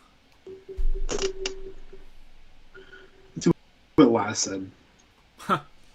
Laz didn't do Sox math. It does not appear Laz did Sox math. Sox math. Did Laz win Sox math? No. No. I need the latest. I feel like people are... 66 is a pretty common guess, it seems like. Well, don't put 66 so I'm then, guessing. It's 11, I'm guessing. Oh, okay. It's 6 games and 11 it's teams. 11 times. That's my guess, right? Were those the only 2 things on it? Was just that multiplication between those? Yeah, that's 2. Oh, okay. To be fair, there was a lot of interesting multiplication there. Yeah. Like a lot. Because Edwin Jackson played for the Dodgers. He did play for the Tampa Bay Rays. Okay. The Nationals, the Cardinals. Nice strikeout pitch to end the inning. Diamondbacks, the Tigers. Cool, I'm not paying attention anymore. Yeah, I know. We kind of stopped talking about the game. Braves, Miami Marlins, San Diego Padres, Baltimore Orioles, Blue Jays. Is it 13? I thought it was 14 teams he had played for. So it's going to be 14 times 6, I think. No, but take away the White Sox and Tigers. Oh, okay, you're right. So it's going to be 12 times 6. Right? Is that what we're doing? Yeah, I forgot we're taking away White Sox and Tigers. Is that what we're at here? 12 times 6? So then it'd be 72. Yeah. I'm just going to tweet it. If I win, I win. So yeah, I don't know if they're counting the Rays or not. If he did play for the Rays, because he played for the Devil Rays and the Rays, so. And he never. Yeah, and you said he came up with the Dodgers in 03 and played with them until 06, so he would have never played with the Expos. Yeah, I'm getting all this from Baseball Reference as well. It's just the Dodgers, Tampa Bay Devil Rays, but also the Tampa Bay Rays. The Nationals, the Cardinals, the White Sox, the Arizona Diamondbacks, Detroit. And that's the other thing. Like, if he would have played for the Florida Marlins. Yeah. But he did play for Miami. I didn't realize he was still playing that recently, I guess. Yeah. Other than the Sox and Tigers. Oh, okay, no. This is the stipulation. They currently have the same name as when he first played for them. Oh, first so he played first for them. played He for first the played Devil for the Rays. Okay, so it is going to be 66. Okay. All right, I see you. Oh, there we go. There's the answer, 66. I had to go back and look at it again. That was an interesting Yeah, I one. liked that. That's good. I'm going to delete the tweet now. If I don't, when I delete the tweet. Gone. I never played. Diego who? Huh? Diego never lost Sox math in my book. Laz did not win Sox math. Can't lose if you don't play. It was Sam R33V3S. Shout out whoever that is. Shout out Sam. Shout out Sam. Sammer. I'm gonna win one of these Sox maths eventually. Yeah. I thought I almost won once, but I don't think I was ever actually. I think I actually had the wrong answer when I thought I was the first one, but. Oh look, Laz is on our broadcast right now. Oh, is he? Yeah. Look who's on my TV. Look who's on my TV. Boo! It's actually Laz. Boo! Yeah, because I don't know if you've seen. I'm sure you have like the Sox Twitter vote for whichever video is the best one of the month or whatever. Win? Oh, they were just showing all three of them. Okay.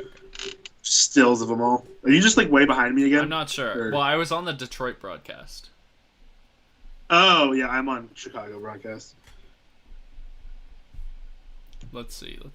I don't know why. I just kind of picked the Chicago broadcast. Well, if you're listening, it's certainly a better broadcast. Yeah, I'm not, but I think that's why I picked it. Oh, there are a lot of people who take part in Sox math. There are, yeah.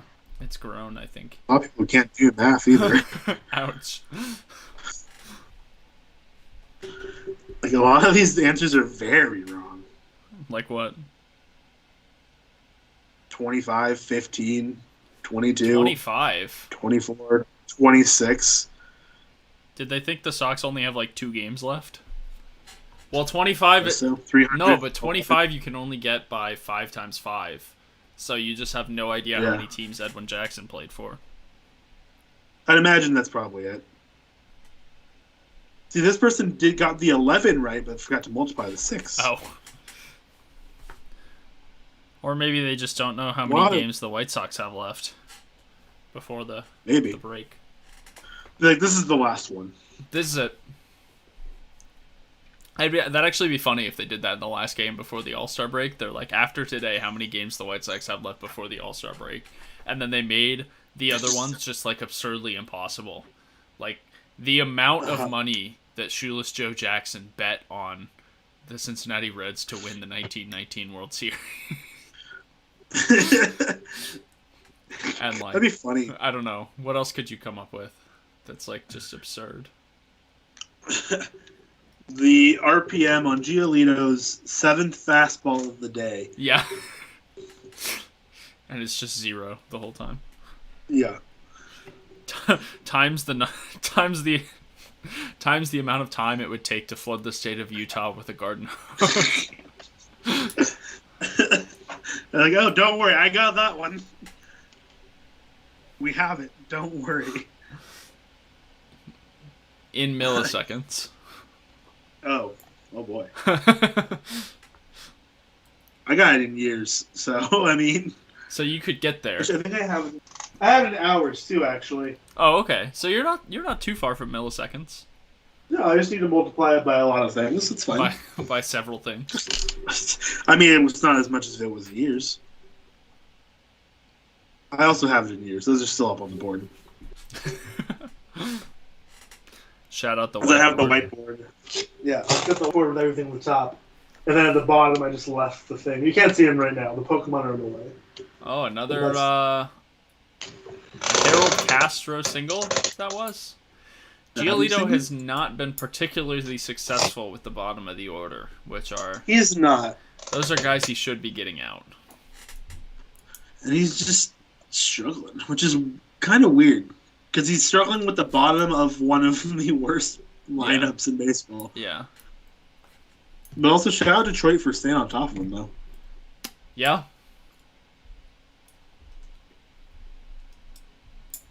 So, 74 pitches so far for Giolito. Which is a lot. Yeah, I don't know if you can see the number. Can you see the actual hours for the... No, your screen is relatively small, so... Okay, that's fine. However, now is when I bemoan the fact that I have to watch Gerard Dyson hit, because apparently we had to send Edward Olivares down to AAA again instead of him. For Gerard Dyson. Turn on that game.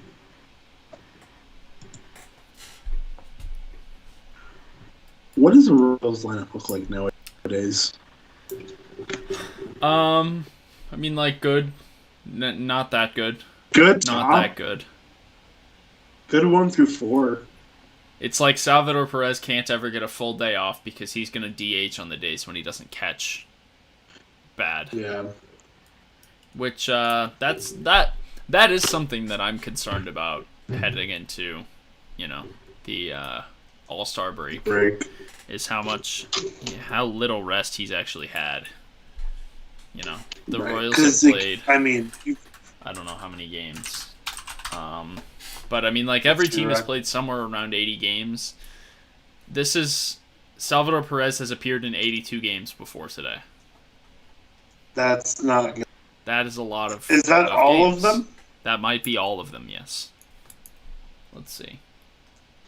It's a good chance that's all of them. It's your record. Yeah, that's all of them. So, I don't know that he's started all of them, but he's at least appeared in all of them. Which is a lot.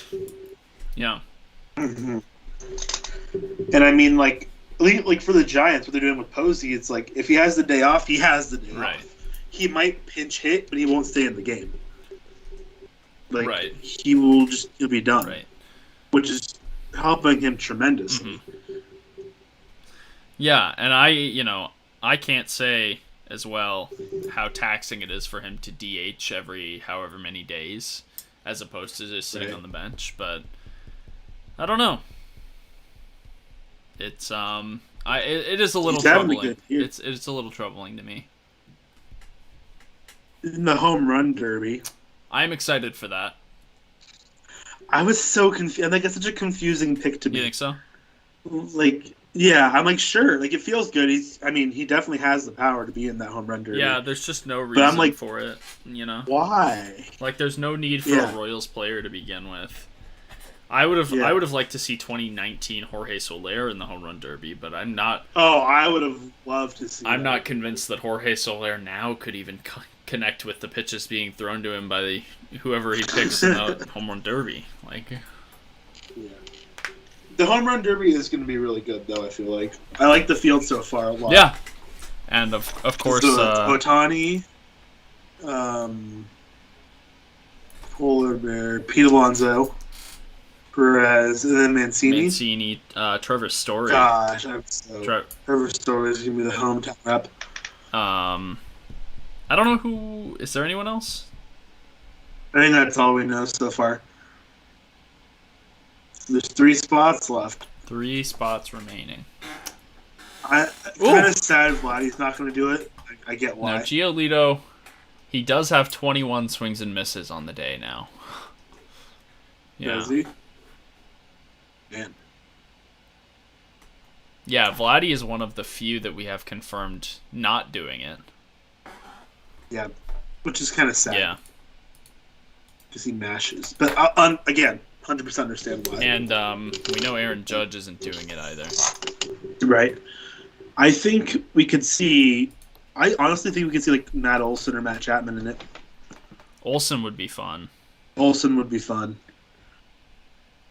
gets out of the inning. Yeah. He looked good there, I thought. He did look really good there. That was a good inning for him. Who else would be good in the home run derby that would actually do it?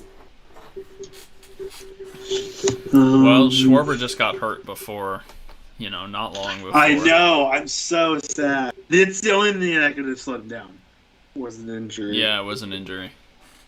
I think Castellanos and Winker both said they don't want to do it. I could be wrong. Say it again? Castellanos and Winker, I think, are out. Oh, are they out? Castellanos, I feel like, would be a good one. I think they don't want to do it. Suarez, maybe? Mentioning a red.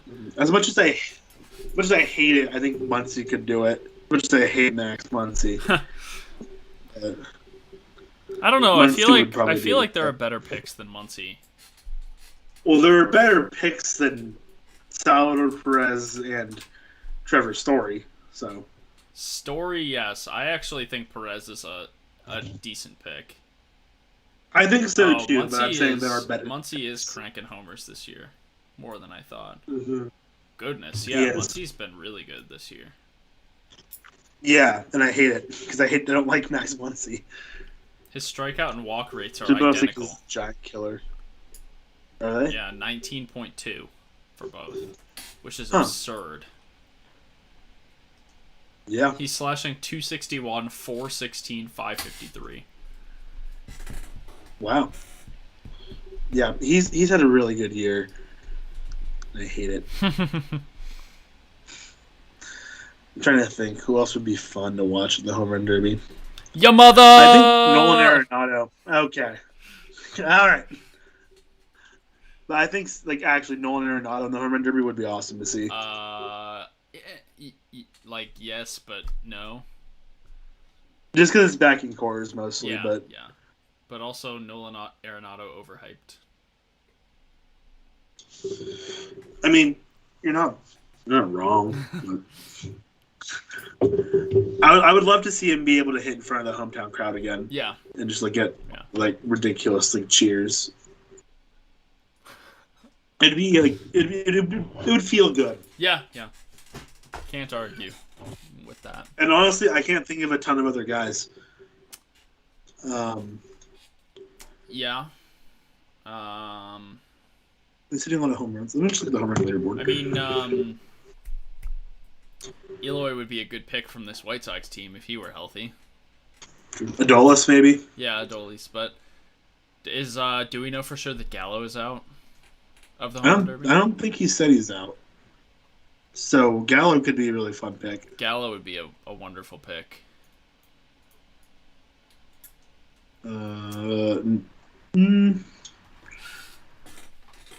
Mitch Haniger. Yeah, I agree. To start the year. I think I don't know if Chris Bryant has said he's out. Chris Bryant could be a fun pick. Yeah, absolutely. For the home run derby, do they do NL 4 4 AL guys? I don't think so. Whoever? I don't think they're that strict about it. Let's see. That's what I think too. Let's see. AL. It was 4-4 in 2019. Oh, Acuna was in it in 2019. I forgot. He would be a good pick again. I forgot about that. True. This is 2018 home run derby. Let's see, 2018. NL. That was. Oh, there were a lot. 2018, there was only Alex Bregman from the AL. Everyone else was NL. Okay, so it doesn't matter. Yeah. Okay. But Max Muncy was in that one. Was he? Oh, he was. Yeah, he beat Baez in round 1. Huh. Man. And now he's that Schwarber Harper final was electric. It was so good. It was like the 2019 home run derby was also really, really good. Yeah, it was.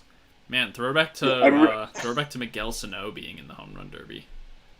Throwback to Miguel Sano being a good baseball player. Yeah. He's not very good anymore. I mean, he's not terrible, just not great.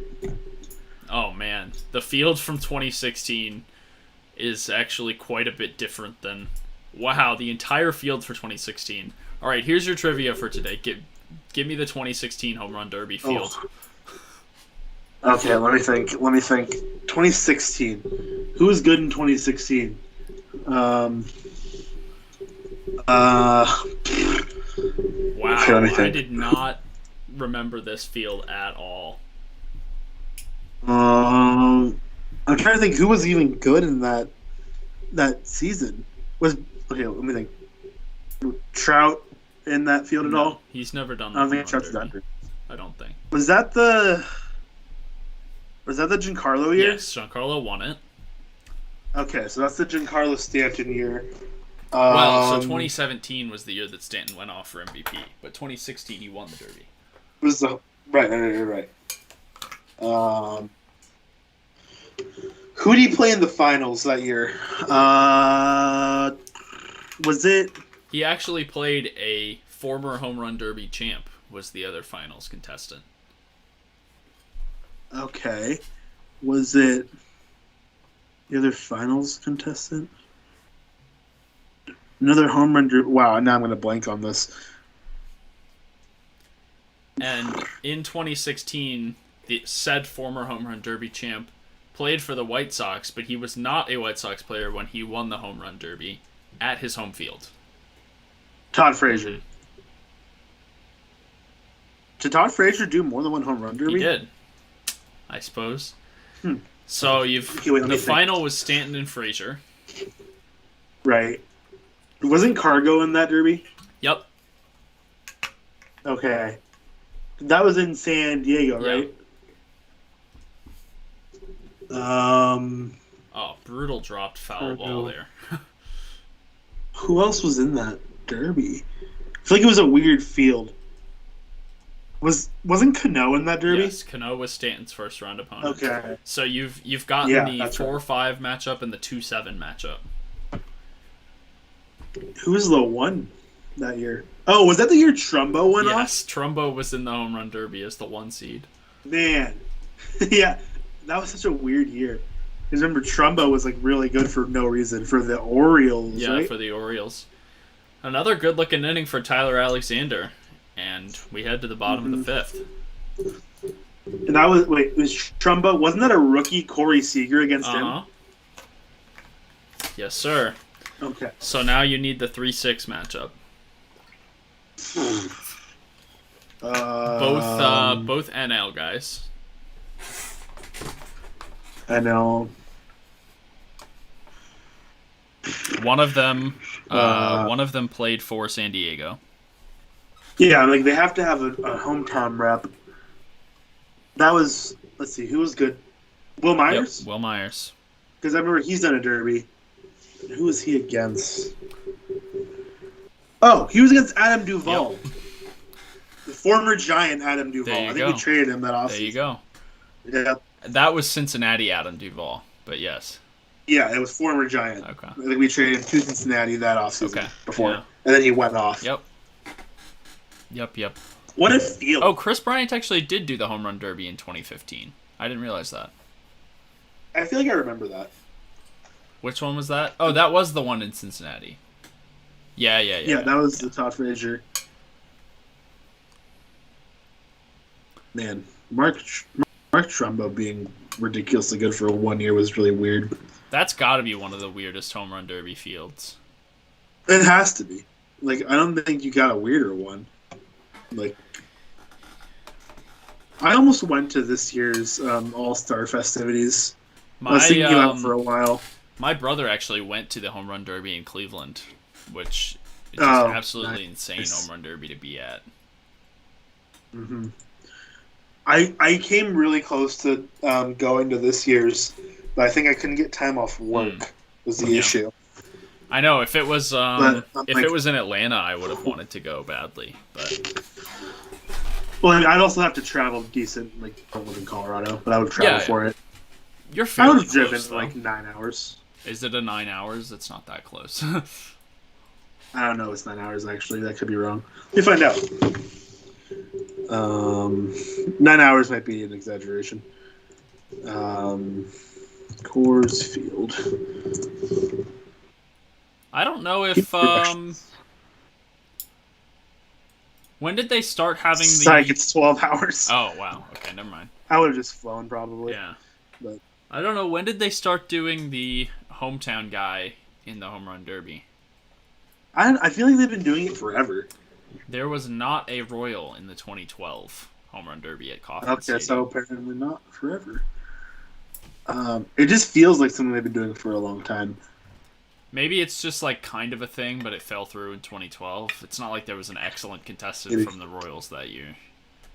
That's fair. You're looking at what? Billy Butler or something? That's a name I haven't heard in years.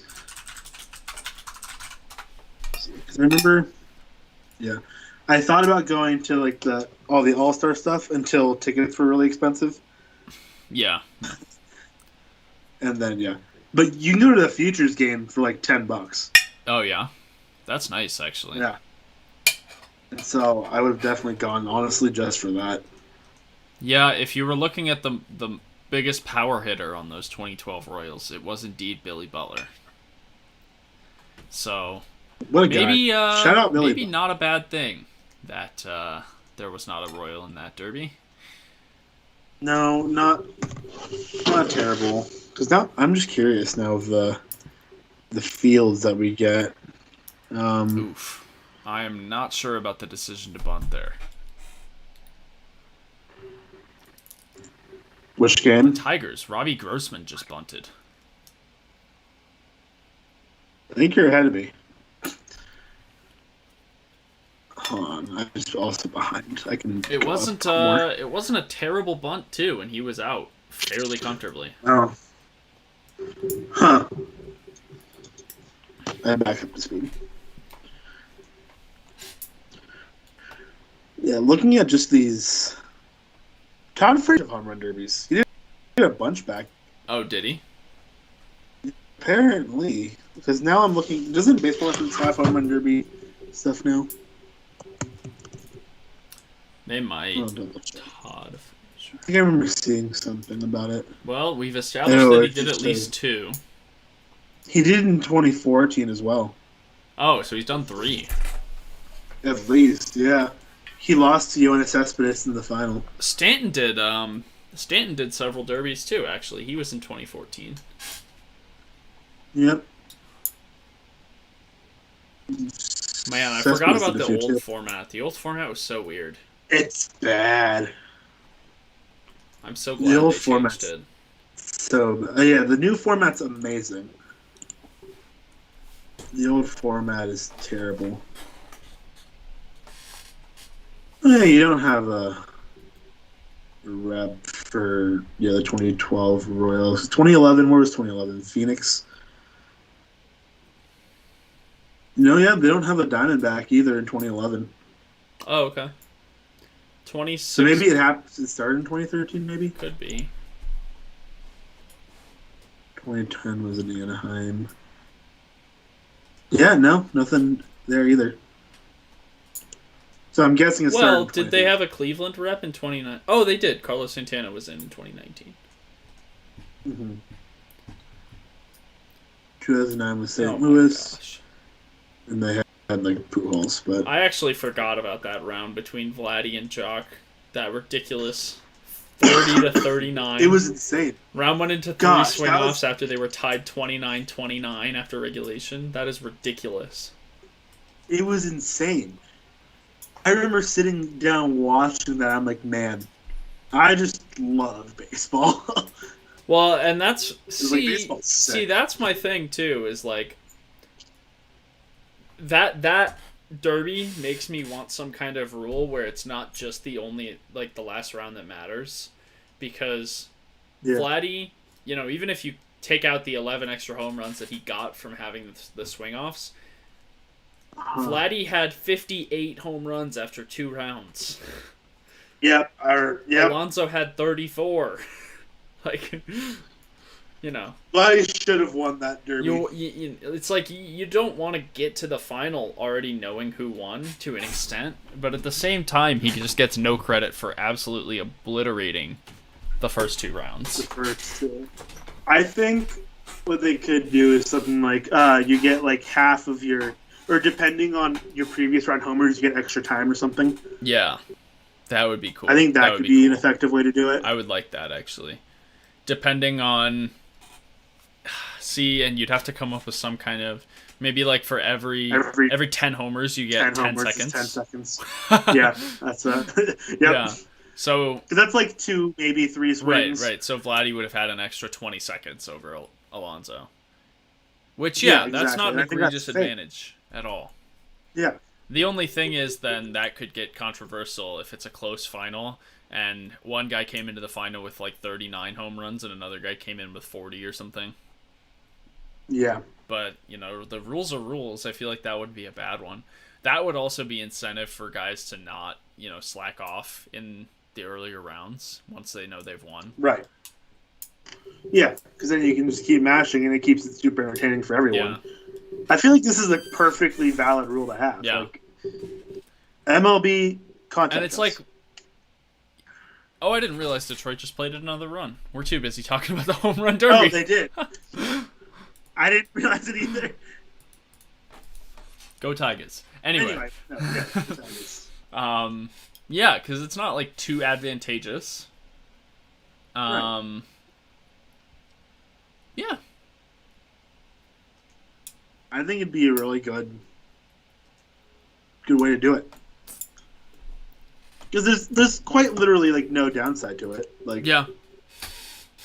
No, I know. If you legitimately got up yeah, really, it's like there's not a huge downside to it, and if you're that heated about something like that making a small difference in the home run derby, maybe I would care a little bit less about who actually wins the home run derby and just enjoy it. Right. Maybe even like every home run's an extra second or something. Could be, yeah. That would cut down a little bit on the 39 versus 40 or something right, like that. That wouldn't be an issue then. Yeah. Yeah. I mean, that you may as well do that. Then you're more, Right. And something tells me it wouldn't give, you wouldn't get egregious advantages either. Yeah. I mean, 1 second is like nothing. Right. And here's Detroit planning another run. Really? 6-2 Detroit. You're back ahead of me. Giolito at 100 pitches. Yeah. In the bottom of the fifth. Yeah, well, wow. I mean, I was saying earlier that if Giolito got through 5 innings without any much more damage, then that'd be looking good for the White Sox. But unfortunately, it looks like he'll maybe get through 5 innings with a good amount of damage. Mm-hmm.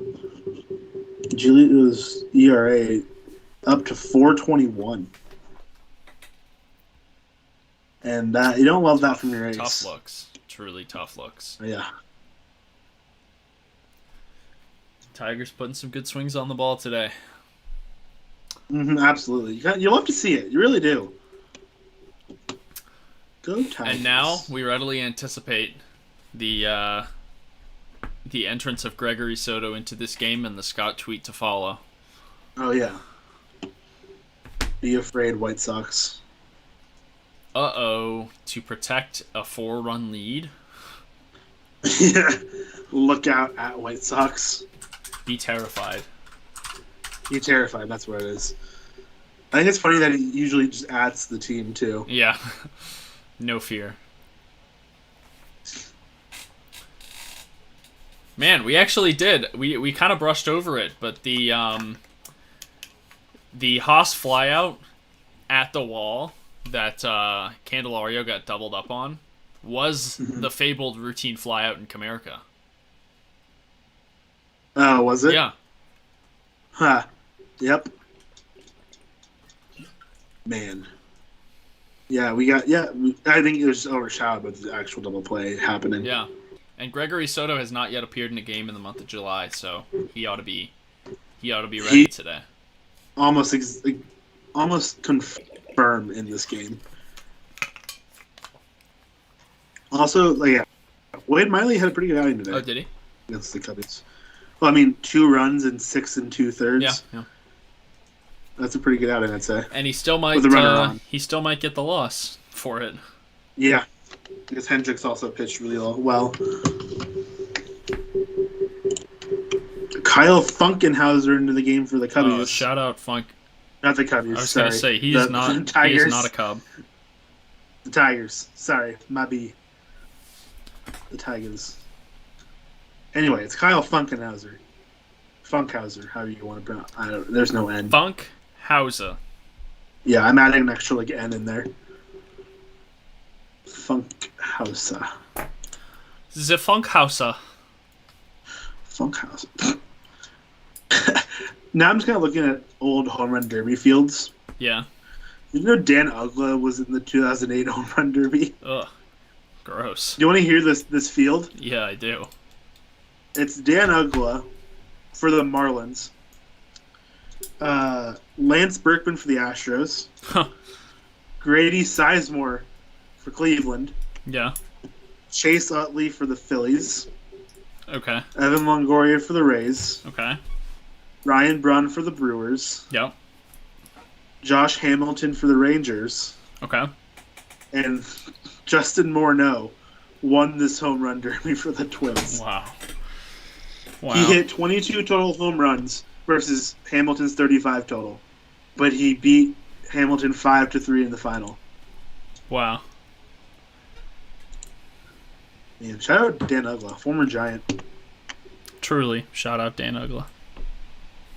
He was a Giant for, I think, legitimately like a week, and I saw him in person. That's funny. Yeah, he played in 4 games for the Giants. He went 0 for 11 and had 2 errors.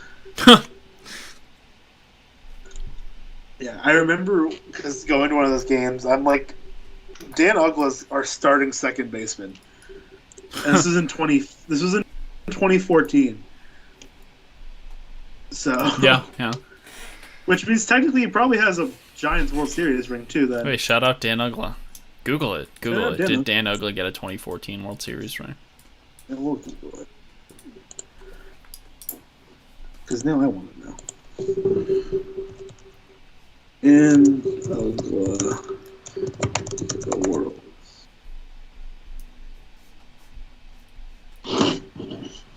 Yep. He did. Despite only playing 4 Major League games for the Giants, Ugla received a World Series ring. Absolute. After only being a member of the 2014 team for a short period. Absolute mad lad. Yep. I think that's kind of funny when, players get, like, rings for being on the team for, like, literally a game. Yeah. I agree. It's, like, kind of thing, like, especially, like, 2010 Molina situation. Yeah. Or the 2 teams that you were on are in the World Series. Yeah. That is so funny. He gets a ring either way. Gotta enjoy watching that and being a part of that. Honestly. His team did was he on the winning side of that World Series or no? Yes. Okay. No. Let's find out. I don't remember when we traded him. Because I was gonna say, if you're on the losing side of that World Series, you're like, oh no, I get a ring. I got. Like, oh man, shucks. Darn it. I think we traded him mid-season 2010, so maybe not. Let me look. Yeah, nope. He was in the Rangers. Oh, okay. So he was on the losing side. We traded him July 1st for Michael Maine and Chris Ray. Oh, okay. I don't know either of these names. Yeah. You playing still, bud? No? Nope, this guy stopped playing. A year later. Yeah, you're still playing, bud? You're still playing, bud? Let's see, where's the other guy? Chris Ray. I don't remember him either. I was also 10 years old, so maybe that's why. Could very well be. I don't know, he played that year for the Giants. He made how many appearances? 28 appearances for the Giants out of the bullpen. Oh, okay. Serviceable. He earned his ring. Yeah. better than 4 games. Yeah, for sure. Certainly. Yeah, I wonder. That'd be kind of funny to go back and find like the the guy who played the least on the World Series championship. Oh, so that would be so fun. Scott just tweeted that Giolito has now given up 16 earned runs against the Tigers in 24.2 innings pitched in this fine year of our Lord 2021. That's rough. Man, that's brutal. That is brutal. How many runs has he given up this year total? Plenty, it sounds like. Because I'm curious how many of them are against the Tigers. He said 16 of them? 16 right? runs, yeah. 16 earned runs. And then on the year, how many earned runs? 40. Jeez. Plus the 6 today. So 46. So it's 30 earned runs against everyone else, but 16 against the Tigers. For the Tigers. Woo! Man, that's brutal. Lucas Giolito is terrified of the city of Detroit. That's probably just a fact as well. You see Scott he's like, man, this guy he reeks. Scares me. Can't pitch. Simply cannot hang with the Detroit Tigers. He can't. That's the thing. No Wander hit at home. Oh, good for Wander. I feel like he hasn't been. I gotta check his stats, but I feel like he hasn't been phenomenal. He really hit a really good debut, and after that, he hasn't done a ton. I feel like either. Oh yeah, he's rocking a 75 WRC plus. It's been a week and a half, so you can't really. He's heating up. I remember last time I looked at his stats, he was hitting like 0.90 average. Oh, okay. So it's 238 now. So he's had a good week. Yeah, good day today. A double and a homer. That's a good day. Yeah. He's still got probably one more at bat in him too. Was that a triple for Jake Berger just now? It was. That is a large man to be hitting triples. Oh yeah. He's scooting though. Because Grossman. That's why he hit a triple. Yeah. He's scooting. He is. He really is. You see the slide to third? Yeah. That is an absolute unit of a man. Absolutely. He hit that ball 104 miles off the bat, though. Woo! An 810 XBA. Yeah, so it would have been a phenomenal catch if Grossman had made it, but unfortunately, no luck. He was impressively close.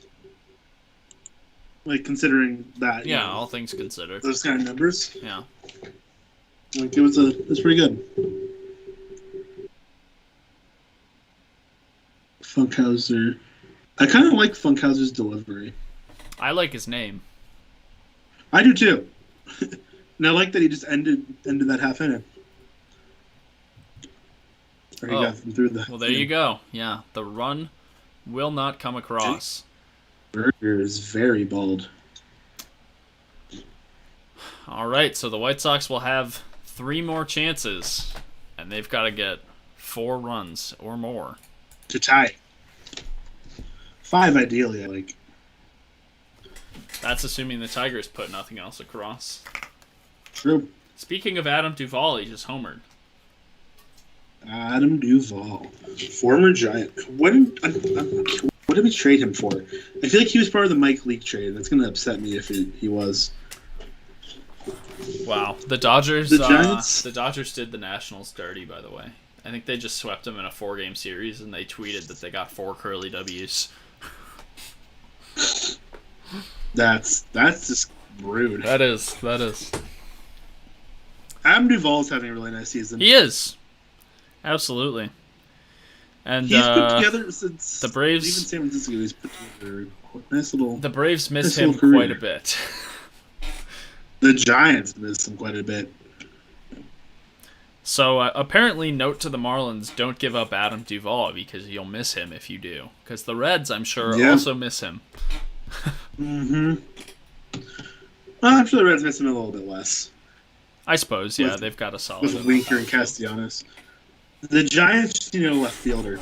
The Reds just don't have a deep lineup, is the thing. That's also true. So I don't know. They would have a really bad outfield defense if they had Duvall as well. As part of the Mike Leake trade. Ouch. He's also traded to the Braves for Lucas Sims, Preston Tucker, and Matt Whistler. Yeah, that was I do remember that trade. And it's funny because that's an impressive trade. Yeah. Well, Lucas Sims has been a guy for the Reds, I think. Yeah. Yeah. And Matt Whistler's in Tampa Bay now, but like those are three names like I know. Oh, I didn't even realize Tim Anderson made that nice play today. Yes. He did. Or maybe I did. I don't know. I just forgot. I remember him making a nice play today. Yeah. But yeah, Adam Duvall, it's been pretty nice. Yeah, good for him. Yeah, I'm glad he did well in San Francisco. Oh yeah. But he's hitting well now, and I'm happy for him. I like watching former Giants do well elsewhere, as long as it's not against the Giants or for the Dodgers. Yeah. Otherwise, I don't really care. There you go. Like Christian Arroyo, he's doing well in Boston, former Giant. Who else? Matt Duffy. Matt Duffy. Hopefully he's off the IL soon.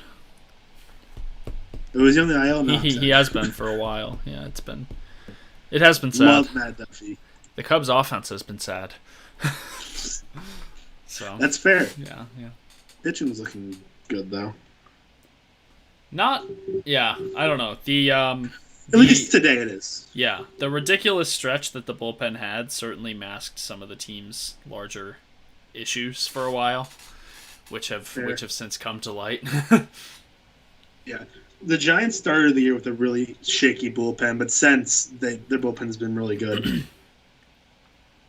Like they went from, I think, the first couple of weeks having like a bottom 5 bullpen ERA to now I think it's 3rd in the league. Ooh, yeah, that's solid.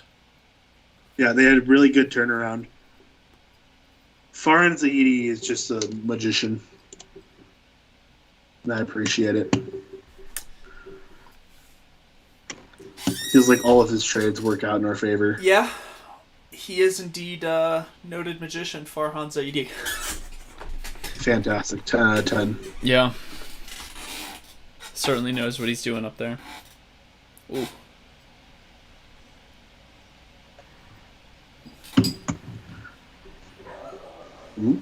Who's hitting? Harold Castro. Harold Castro. Once again.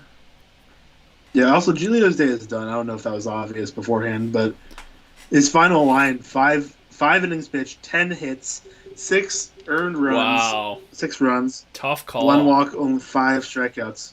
Tough call on the edge of the zone there. That was real close. Oh, that was real close. I almost feel like you've got to be guarding against that pitch, but you would think so.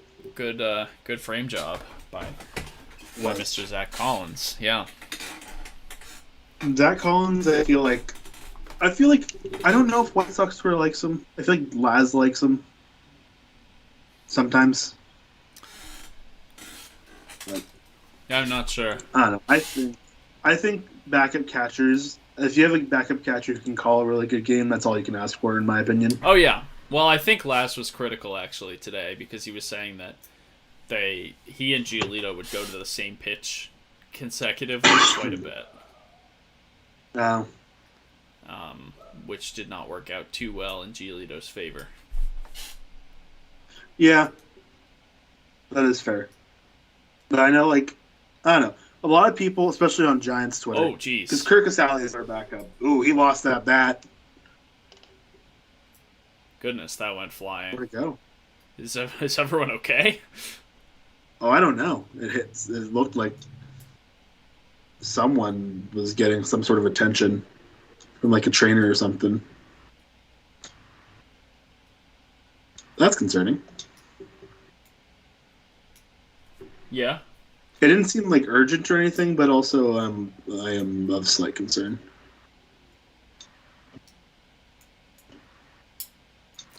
Well, things are moving forward, so it couldn't have been if anything bad had happened. Yeah. All right. Anyway, but and he's gone. It's a nice strikeout right there. Where Giolito struggled with the bottom of the order, Jose Ruiz has had no difficulty. No. I was making some point before that happened. I completely forgot what it was. Yeah. I also did. Backup catchers. Oh, yeah. Yeah, so the Giants' backup is Kurt Casale. He calls a fantastic game, but he can't hit to save his life. Yeah. And I think he's batting 175. Yeah, that is. I mean, the White Sox starting catcher is hitting worse than that, so you know. But he also is good. He walks an ungodly rate. Oh yeah. All right. But yeah, people are upset about it. I'm like, no. Well, there we go. 6 innings in the books. We head to the top of the 7th. We'll take another break here and be back with you soon at that time.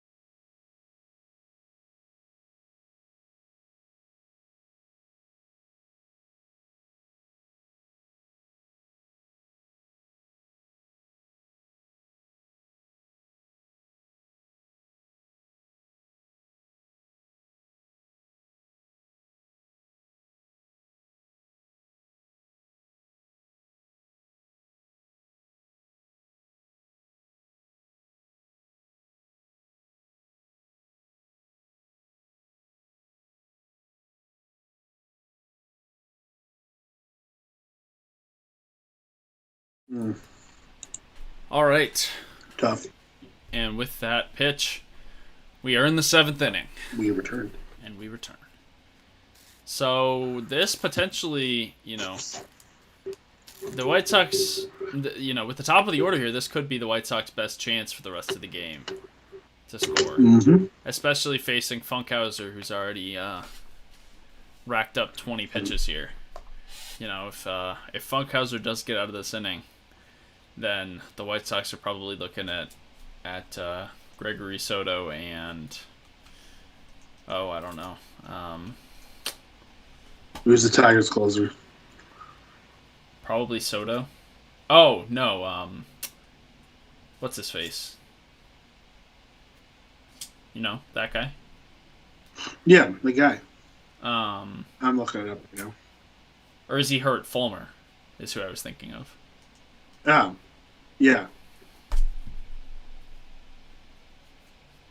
You're right. Yep, it's Fulmer. But I don't know if Fulmer. Ooh. But that Tim was Anderson a nice goes pitch. Down swinging.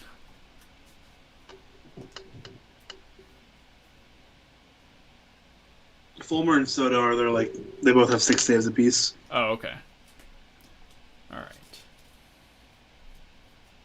It doesn't look like Fulmer is available today. Did he pitch yesterday? No, I think he's not listed on MLB.com as part of the Tigers bullpen right now. Oh no, you're right. He might be an injured man at the moment. So it might be Soto. Well, they've got 2 more innings they need to get through. So Soto will certainly take one, and then maybe someone will take the other. Cisnero. Maybe that sounds like a name I've heard before to close games for Detroit. Jose Cisnero. He's got 3 saves. So yeah, let's see. When did he last pitch? He last pitched yesterday. So maybe. So maybe. I think we'll just wait and see. Yeah. Just throw out some random guy out there. Like, here, go pitch. Cool. Sweet. Ooh. Now that is a routine flyout in Comerica. Yep. Looked pretty good off the bat, but did not have the oomph to get out. Mm-hmm.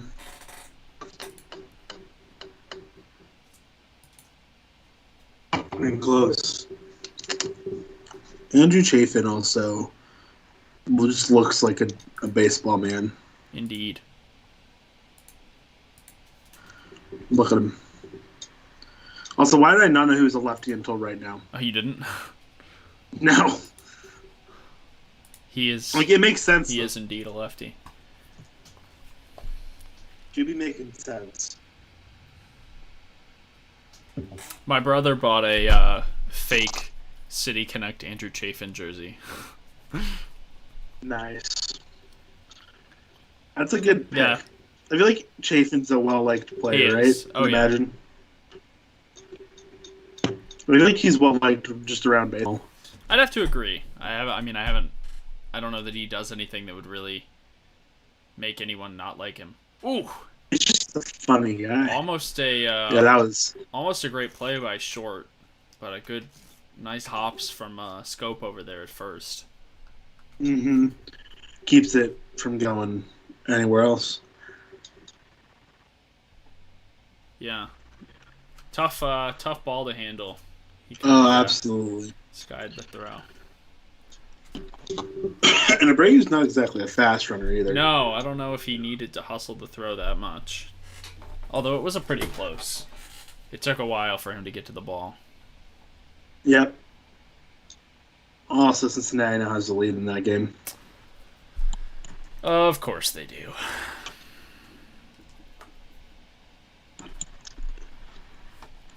Tough looks. Scenes, truly. Scenes.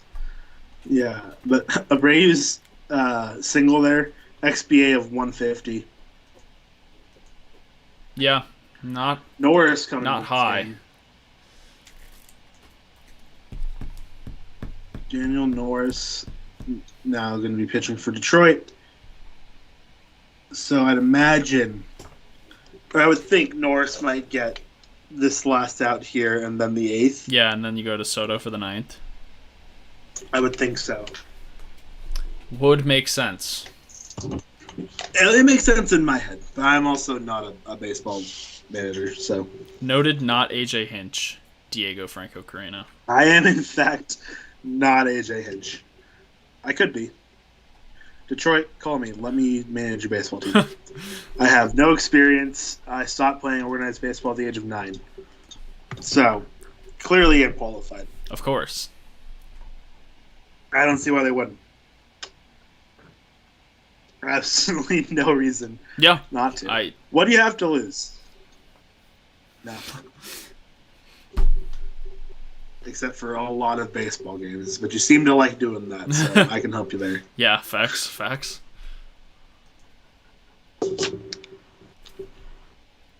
I guess I could go to Minnesota. Twins, hit me up. Looking for a manager? I got you. Yeah, I feel like they've got to come up with a new manager, even if Baldelli hasn't necessarily been bad for them. You know, you could say he's even been good, but Yeah, no, I agree.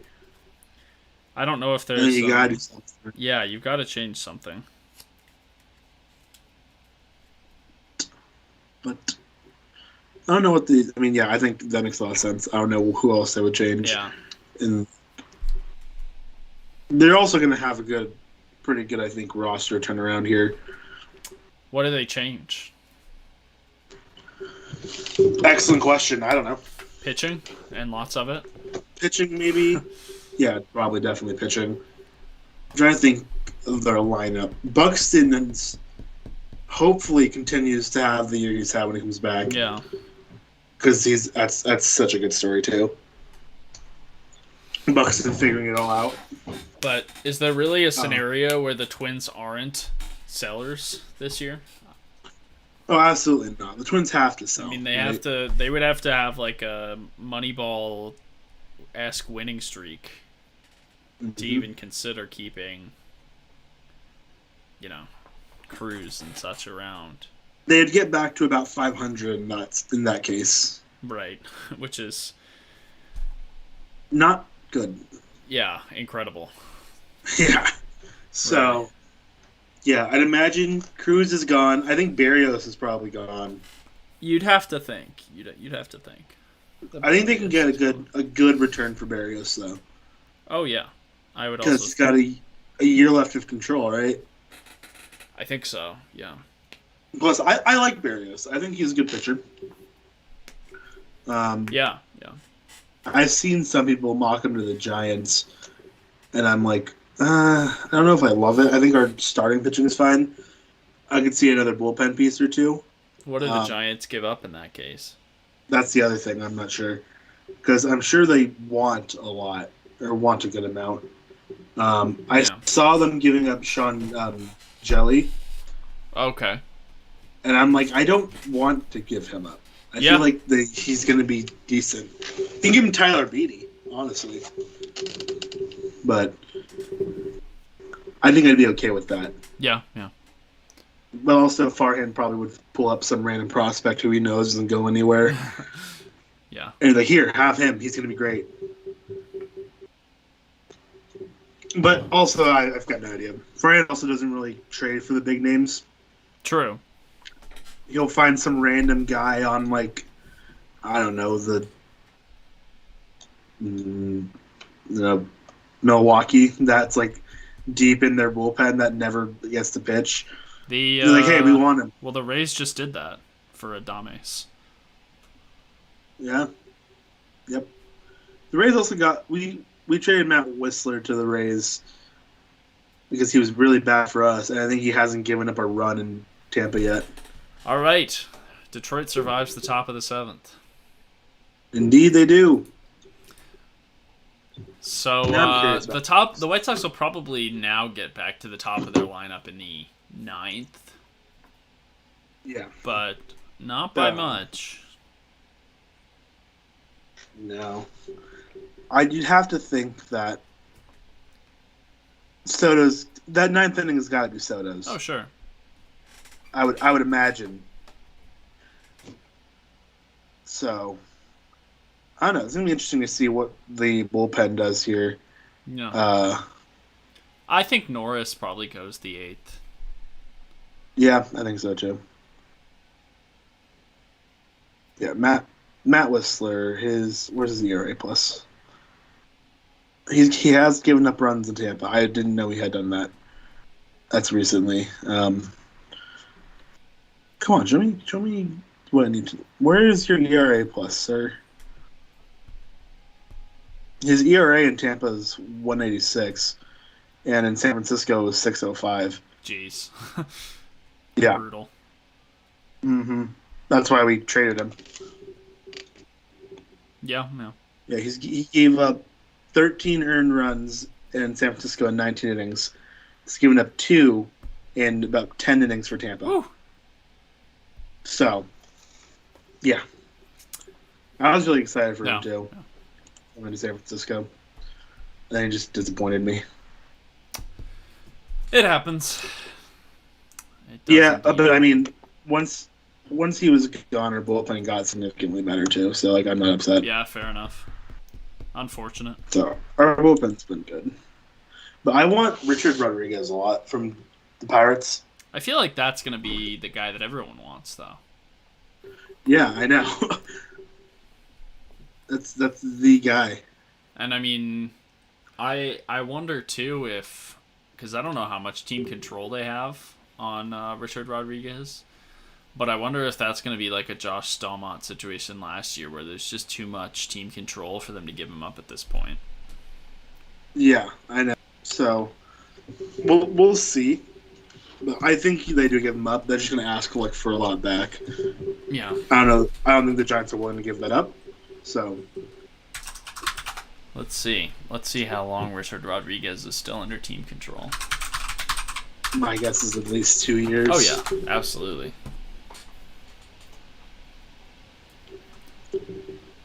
Oh, it is. It is exactly 2 years. Okay, maybe not actually. I thought he was a young guy, but he's 31.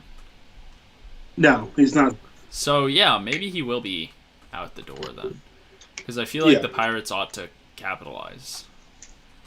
Yeah, one guy I do want, mostly just because of the story that would come along with it, would be Taylor Rogers. Yeah, from Minnesota. Yeah, get the Rogers brothers back together. I think that'd be really cool. Plus, he's a lefty out of the bullpen, which you always need more of. I feel like. Indeed. I don't know what kind of year he's having. Look, I feel like he's having a decent year. Is Tyler Rogers a righty? Yeah. He's a submarine guy though. Ah. So he's a righty, but also he throws a submarine style of baseball. So like it honestly kind of doesn't even matter. Yeah. Taylor Rogers having a good year. 152 ERA plus out of the bullpen. Oh yeah. In 33 innings too. Yeah, that's solid. That would be nice. How much team control do you have left, sir? I don't think he has much. Let me look. No, yeah, he's a free agent in 2023. So he's got a year left. Okay. And Tyler Rogers, honestly, Tyler Rogers might make the All-Star team. Yeah. He's had a really good year. Let me look at him. He has a 291 ERA plus. Oh, that's a really good year. And about 40 innings out of the bullpen. Yeah. Hey, he ought to be an all-star then. He should be. They're also from Colorado, so. Oh, that'd be cool. Yeah, I think so too. Hometown boys. I know the Giants broadcast pushes that narrative. Like Tyler Rogers should be an all-star. He's one of the best receivers in baseball. He's also, he lives pretty close to Denver. His family's pretty close from Denver. Yeah. Something like that. Let me look to see if it says anywhere specifically. No, he went to school in Tennessee. Mm. He's from Littleton, Colorado. I don't know what that is. I wonder how many Cubs relievers are going to make the game. The All-Star team? Yeah. He's been good out of the Cubs bullpen. Well, likely it's going to be... Well, Kimbrel obviously will be in. Yeah, Kimbrel. And then maybe Chafin. But aside from that, actually maybe nobody. Because I thought Tepera was doing well. He's fallen off slightly. Oh. So. I've got Cubs up. And I think Javi Baez took out India. Just took him out? Like, hard. Yeah. Oh. Like, okay, he's walking.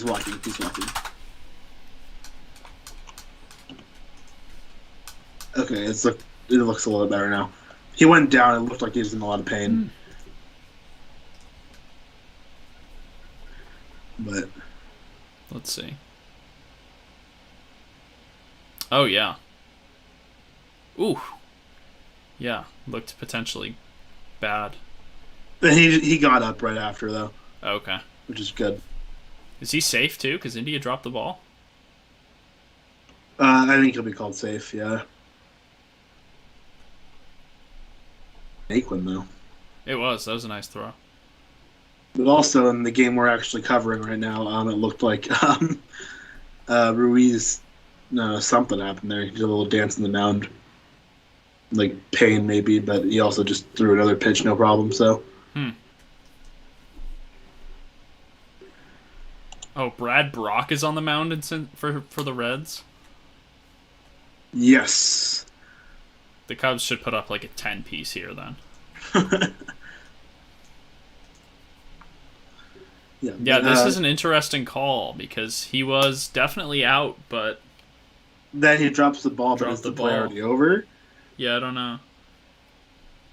I don't Guess know. not.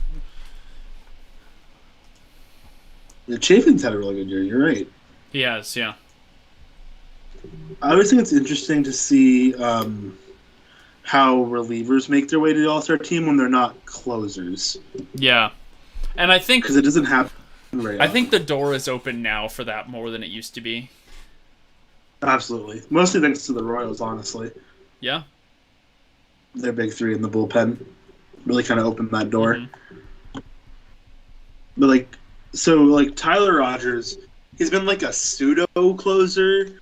Him and Jake McGee kind of switch off 8th, 9th inning roles, which I think is really good because McGee's a lefty, so they play the matchups. Right.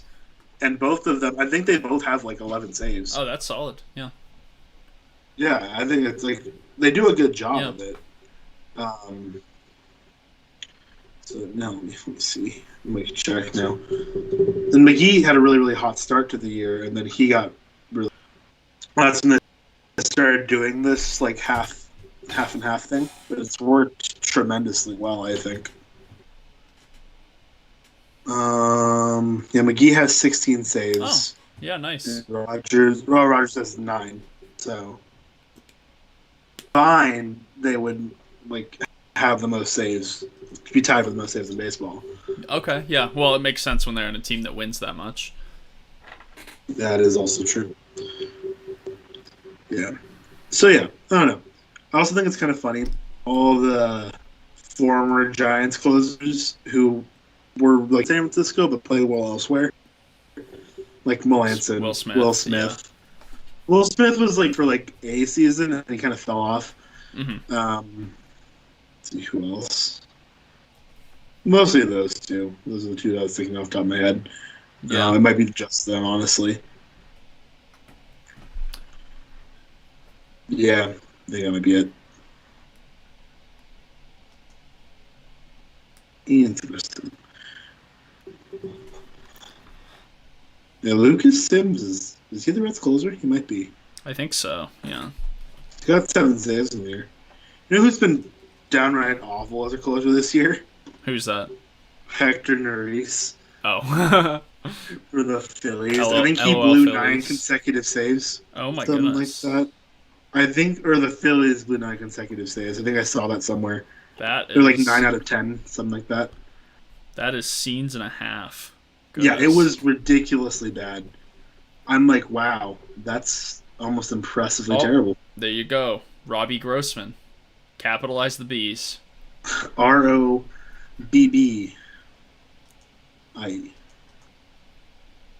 Robbie's a walk merchant. 100%.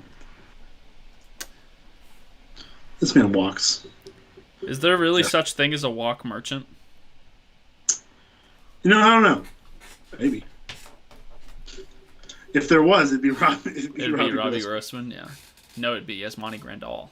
It would be Yasmani Grandal, for sure. Oh, we're checking out Ruiz.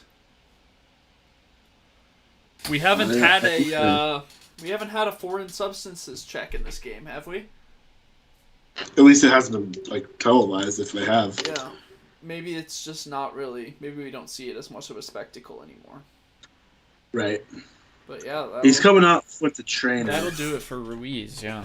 And that seems like Hoyer is kind of scrambling to get ready. So. Yeah. This might be a little sudden here. Right, and if it's coming out with injury, you get as much time as you need to warm up, right? So. Much to Rob Manfred's dismay. Yeah, gosh, Rob Manfred's a tool. hate that guy. Can we make shirts for Diamond Dye that said "We hate Rob Manfred"? That's it. I think we should. I would get behind it. At Laz, let us do it. Oh well. Speaking of Trevor Story, maybe not deserving to be in the home run derby, he mashed a home run today. I don't think he's undeserving. I just would rather have seen McMahon as the hometown rep. Yeah. I think he has like 10 home runs in the year. Well, Story smoked it, so yeah. Story. Oh yeah. Wait, how many home runs does he have? What's the score of that game now? 2-1. He has 11 home runs in the year. McMahon does? Story. Oh, no. Story. McMahon, I think, has 15. Oh, yeah. 16. So, I was surprised when McMahon wasn't the rep. Yeah. Plus McMahon's going to be in Colorado all longer. Yeah. But, I mean, were you really that surprised? No, just disappointed. Story's the one everyone knows. Exactly. So, it makes more sense. But it's fine. Oh, yeah. Ruiz, again, he's talking to a bunch of traders in the dugout still. So something tells me he's not feeling like fantastic. Yeah.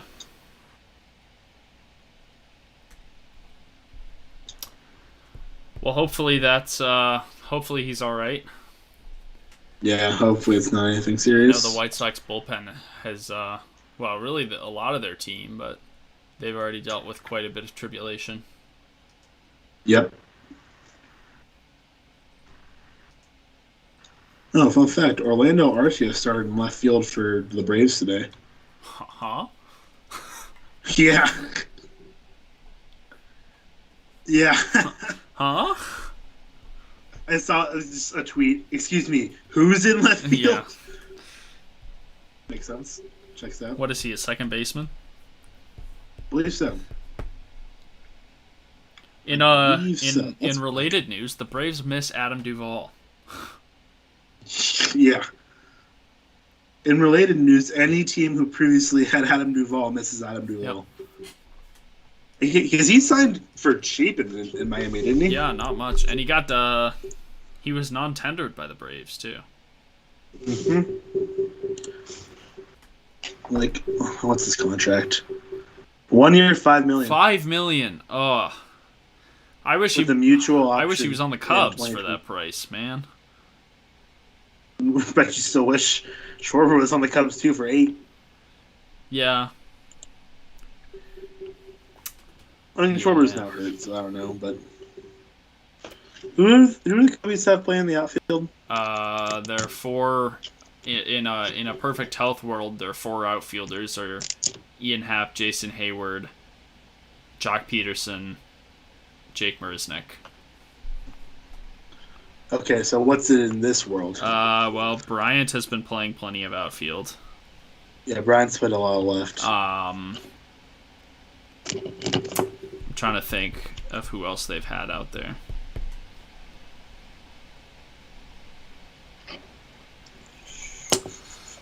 I'm not sure. I'm just looking at Ortega. Ortega, yeah, Ortega, that's right. He's got 2 home runs.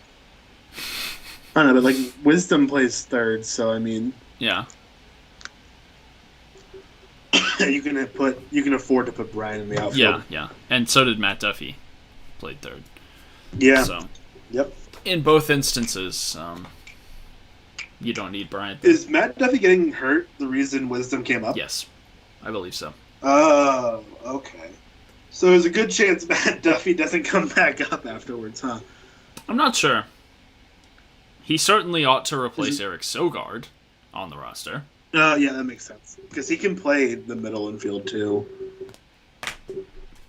I'm still blown that Eric Sogard survived Nico Horner's return to the roster. Mm-hmm. I'm surviving still playing baseball. Yeah, because he's terrible at baseball. He isn't very good. Let's see. What's he hitting on the year? 71 games played in 248. He's hitting 248, and that's the most attractive attribute about his performance so far. He's 35. Yes. His on-base percentage is 286, so he doesn't walk at all. He's old and bad. And he's also preventing them from getting over the 85% vaccinated threshold. Yep. Are they still under that They are still threshold? under. Rizzo didn't get it. Hayward didn't get it.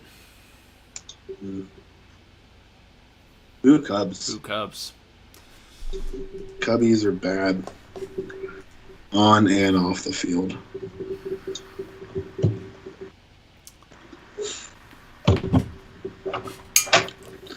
At least on the field Now, right now. if this 7th inning could conclude, Hurry up. that would be wonderful. I too would like for the 7th inning to conclude here. That would be quite enjoyable, if you ask me. Mm-hmm.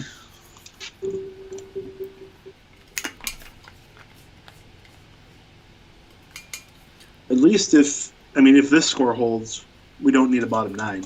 I wasn't gonna say it, but it was bold of you to say it. But that should wrap up the 7th. Yeah, there goes the 7th. All right. Mosing away. Keep on going. Let's see here. Because that was bottom 7. Moving to top 8. We head to top 8.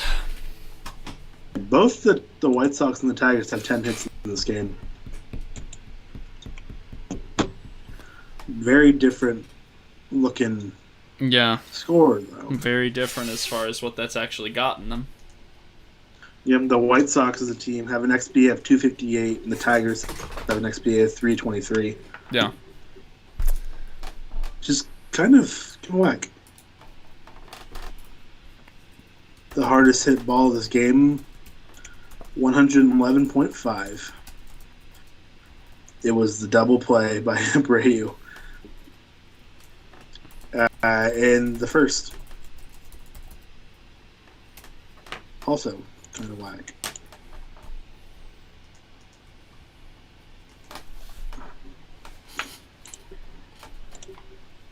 I need to see who else is.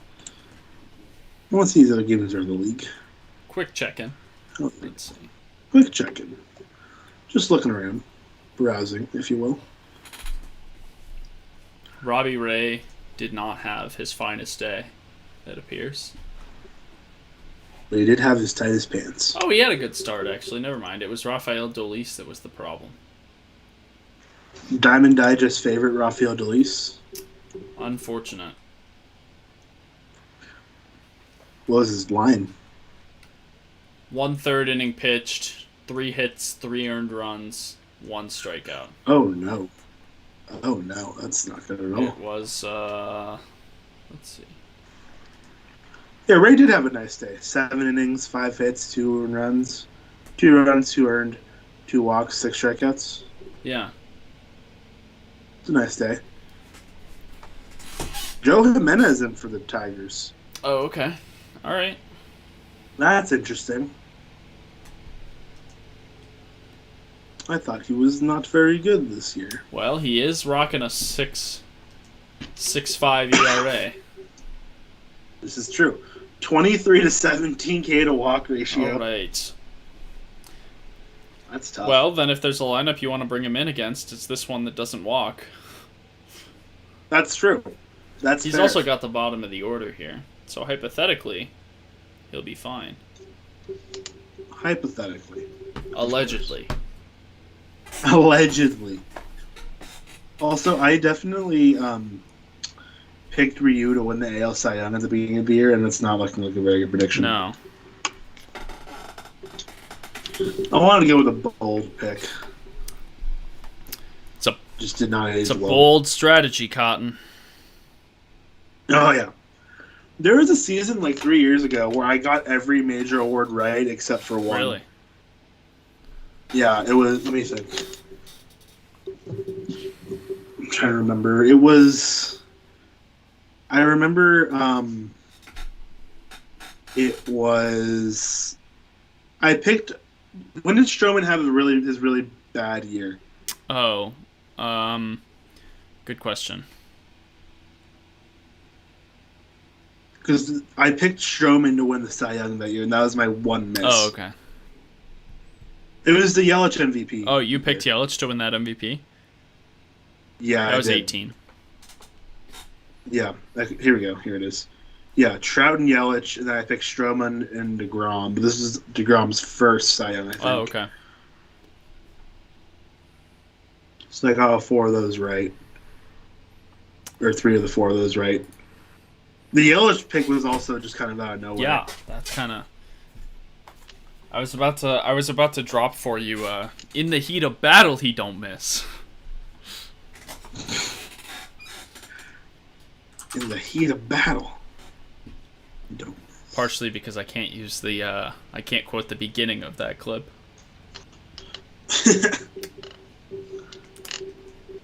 Okay, so YouTube chat. Nate Temple has confirmed that Chris Fetter, the Tigers pitching coach, is indeed the GOAT. And we've also had Sam confirm that Fulmer is on the 10-day IL as of now. No. Sad. We don't like IL trips. Boo IL. Wow. Boo injuries. Yeah. Boo being hurt. Yeah. We don't like being hurt. Being hurt is bad. You heard it here first, folks. Being hurt is bad.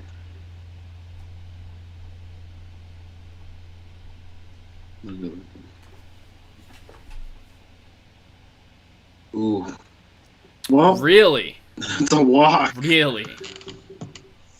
I don't. That's tough. I don't know if that one's Jimenez's fault. That was closer than the pitch that one of the Tigers hitters got rung up on a pitch on the outside corner a couple innings ago by Ruiz. I think that pitch was more of a strike than the Ruiz pitch. I think who got rung up? Was it Jamer? I'm not sure. Grossman? No, I think it was Jamer. I think you're right. I want to see the location on that pitch on. Oh. Yeah, right. That's not friendly. Kind of a strike, I think. Kind of very much a strike. Like, oh, I got you. Like, let's see if I can line this up again.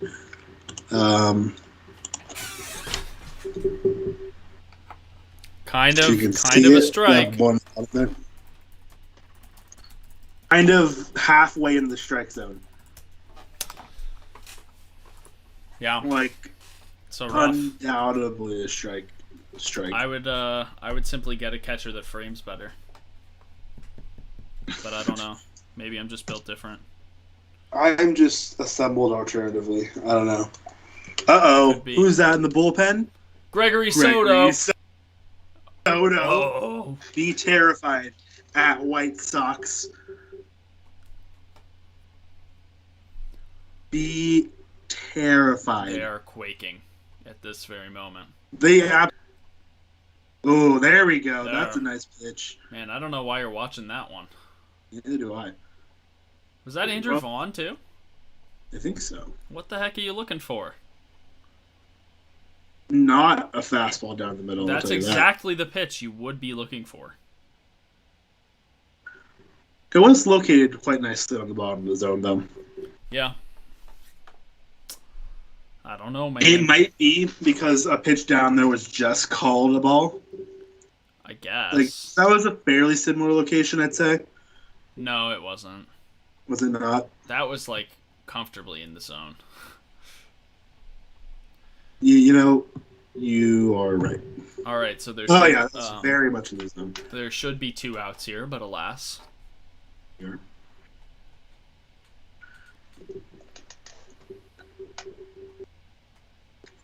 Eden's just swinging. He'd be swinging that thing. He's swanging it. Swanging.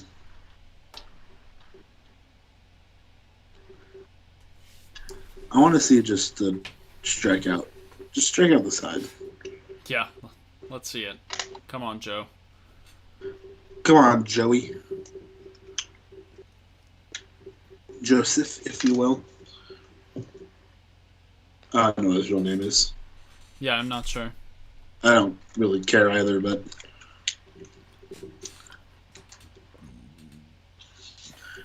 is Eden having a good year? I don't know. No. Fair enough. Not particularly. I wasn't exactly expecting him to be having a good year, but I mean, he's not having an atrociously bad year, but he does have a 648 OPS. that's not good. And it's only getting lower. Yep. Pop out. Foul out right there. Bringing up Burger. Burger's had a nice game. Yeah, nice triple. He's got the dirt. 3 times. He's got the dirt to show for it. Yeah, he worked for that dirt. Now that's grit right there. That's grit. X grit, pretty high. Off the charts, some might say. X flow, really low. He is bald. Indeed. That's pretty low on the flow. Well, you don't know his X flow necessarily. That's fair. His flow is low. His X flow could be. We don't have enough data. Mm-hmm. We don't know. Potentially, however, could have. If he's bald, that certainly does not bode well for the X flow because it does not. You would have to assume on the side of him not having a high X flow. Yes, correct. And that's why he is in fact bald. That is how projection works. Indeed. So yeah, the X flow is still hurting a little bit. Yeah. Jimenez is getting a lot of swings right here. He is. He's looking good today. Give me some more swings. Swing and misses.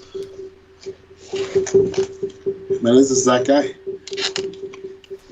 He is that guy, bud. You are that guy. You are that guy. You are that guy. You are that almost. Guy. Almost ended the inning there. Yeah. Very much just battling that off. Pretty close call. Very pretty close.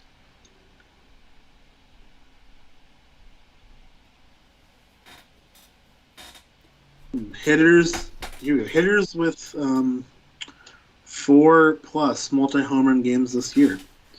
Tatis, Mullins, Schwarber, Haas. Yeah. Erica. Oh, there it is. Strikeout. Inning over. Tough looks. I was not very happy about that. Tough looks. All right. Tough looks. But a great inning from Jimenez. Yeah, really a great inning from Jimenez.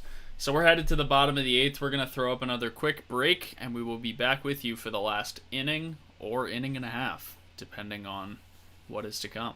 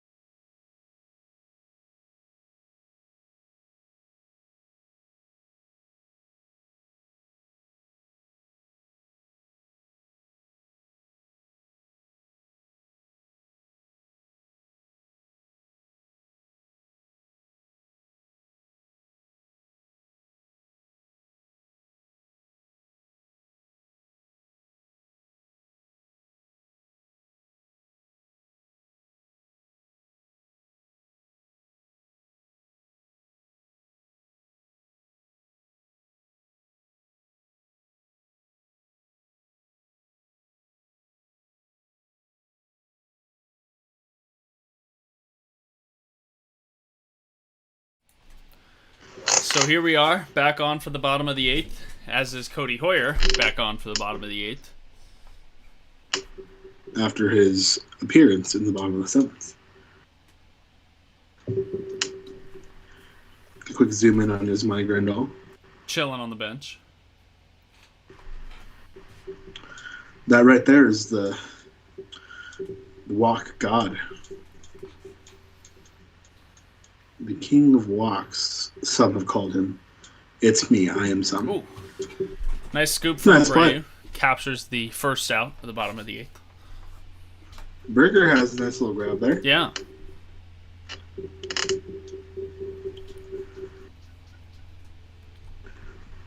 Abreu's little, like, tie... Terrible. Not quite terrible. beard. I don't get it. Terrible. Doesn't look Why? good. Does not look good. It looks rather silly. You silly boy. Silly guy right there. That's one silly guy. That is one silly dude. Either way, we have Daz Cameron back up. Please hitless in this game. He is indeed. Hate to see it. Happens to the best of us. However, And Daz Cameron. yeah, Daz Cameron, not the best of them. Nope.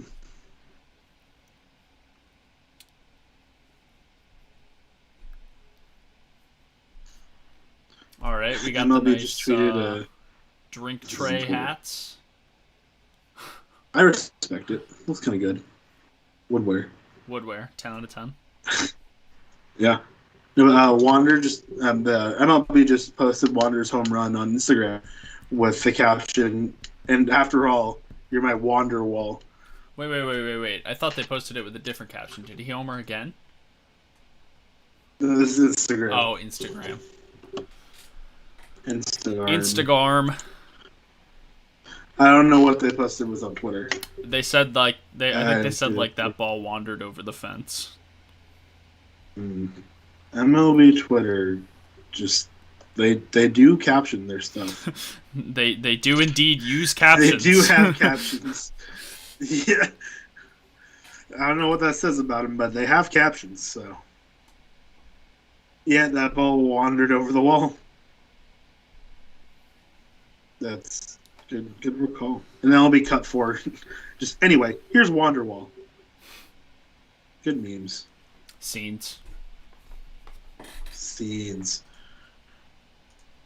Showing these people in the stands with the throwback White Sox jerseys. Yeah. Chris Sale is fuming. Noted hater of them. Yep. Still a noted hater. I like those jerseys. I think they're cool. Yeah. I have no issue with them. No, I mean, Chris Sale does, but like, I don't think anyone else would. They're cool jerseys, I think. I like the kind of idea of just having it right there and having it very distinct. Yeah.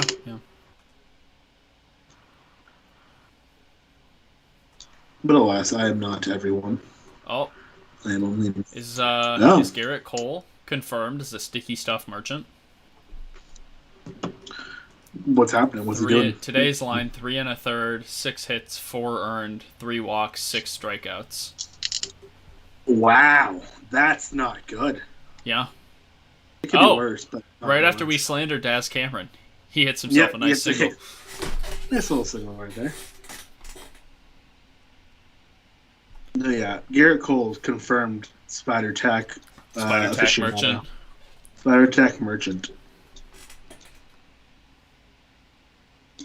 You hate to see it. Actually, I don't really hate to see it that much. Yeah. I, in fact, actually quite enjoy seeing it. Yeah. As do I. We got some HotMic comments in here. Thank you, Christian. The beard took some work. It's back from Mustache May. Thoughts on Joey Chestnut? Legend. Absolute legend. Absolute legend.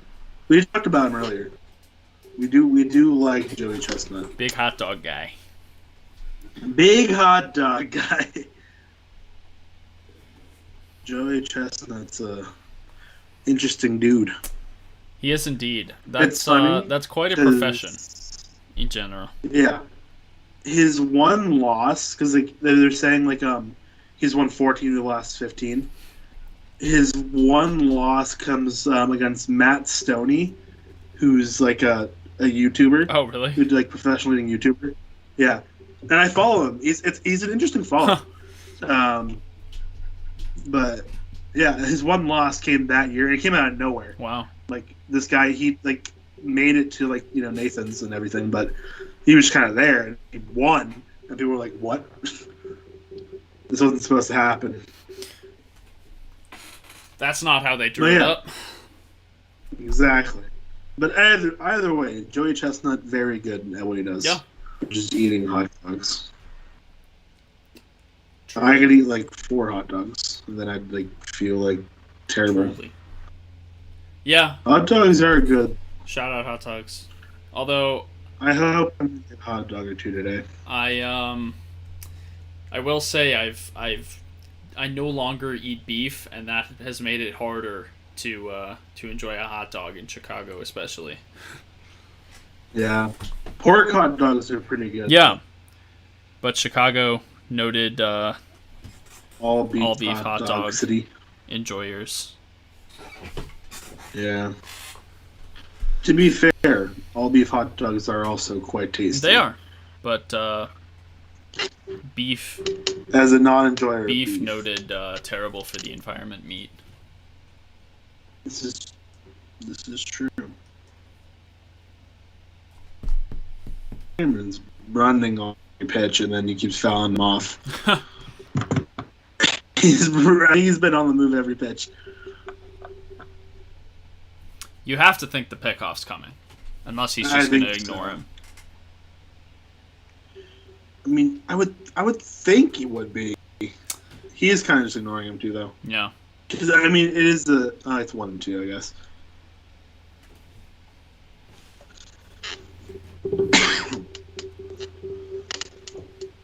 There we go. There's the actual throwdown, and he looks to be out. Yeah, I think he's out. No, they say safe. Really? He stole it. Let's see the replay. I'm sure that'll be looked at. That ought to be challenged, yeah. Oh, that's really he's safe, actually, maybe. Yeah, he might be in there. He might be in there. Or too close to call. Oh, that's actually... Yeah. Ridiculously close. That's really close. I need another angle. Are they not going to challenge it? They're just not challenging. Fair. I'm fine with that. Keep the game moving along. Yep. Yeah, I have no issue. And now I can come talk to the pitcher. That's fine. Anyway, another news. Random news out there. Luka Doncic led Slovenia to qualify for the Olympics in basketball. Oh. I didn't realize he went and played for them. I mean, I'd imagine... I can definitely see why he would. Yeah, that's cool. First time they've ever qualified for the Olympics, the country. Wow. That's awesome. Shout out Luka. Yeah. Pretty cool guy.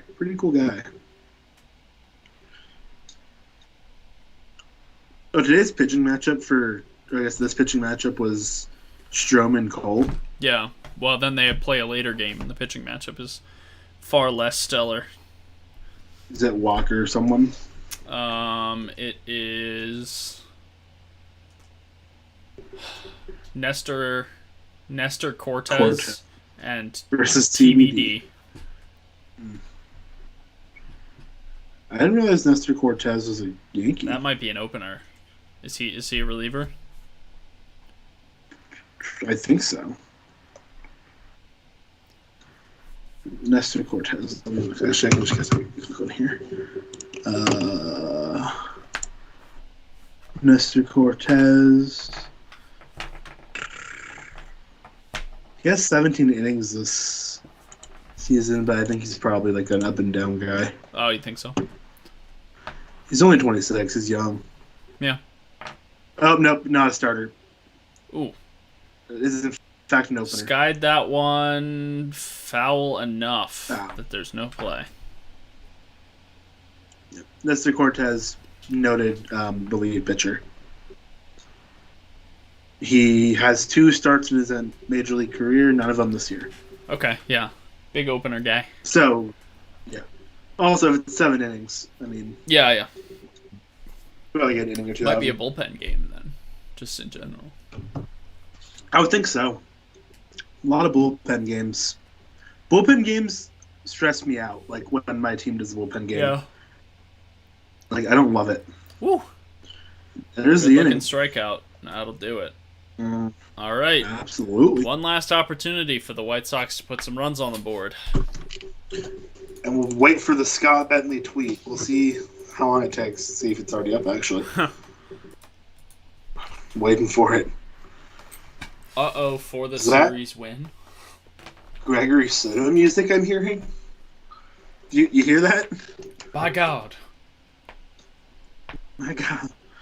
It's Gregory Soto. Be afraid. I'm pretty sure it's going to be good. Yeah, Gregory Soto's now in this game.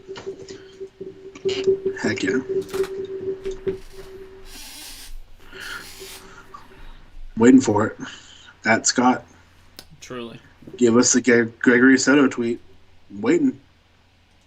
Come on, bud. Come on, bud. Come on, bud. Where is it? I started saying bud a lot more, and I don't know why, but like it's just now part of my everyday vocabulary. Yeah. And I'm not mad about it. I'm not mad about it. Good for you, bud. Thanks, bud. I always say it with that, like, very much not the way I speak either. It's always bud.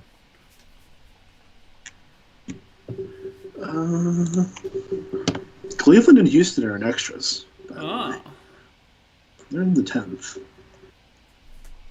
Well, I didn't realize that some of the, like, the futures game and the draft happened before the All-Star break, technically. Today. Yeah. Wait, is the futures game? It's on Sunday, I think, next week. Oh, I did not know that.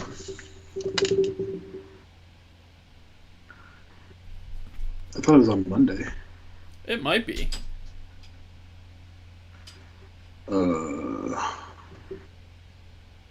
Oh no, it is on Sunday. And then the Home Run Derby is on Monday, right? I believe so. Yes.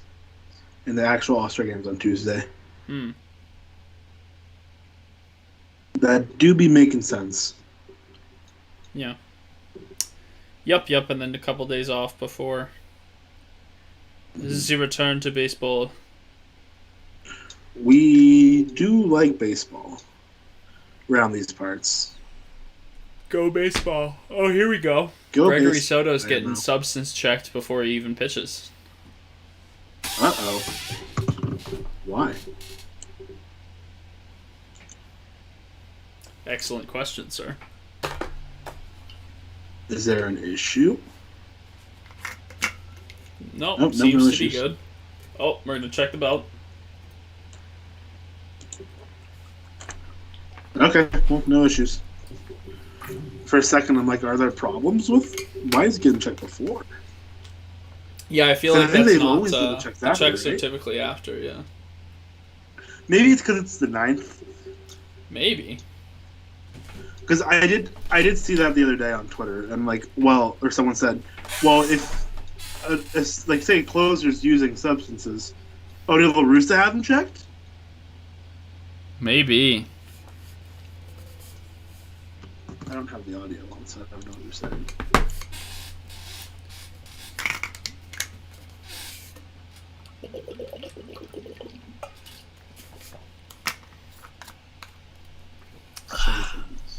They do be talking, though. Yeah. I don't know. But anyway, I saw something on Twitter that's like, well, what if your closer uses foreign substances, they don't check till after the game? It's like, oh, well, yeah, he was cheating. Anyway, you lost. Yeah. Absolutely fair. So I'm like, that's a fair point, actually.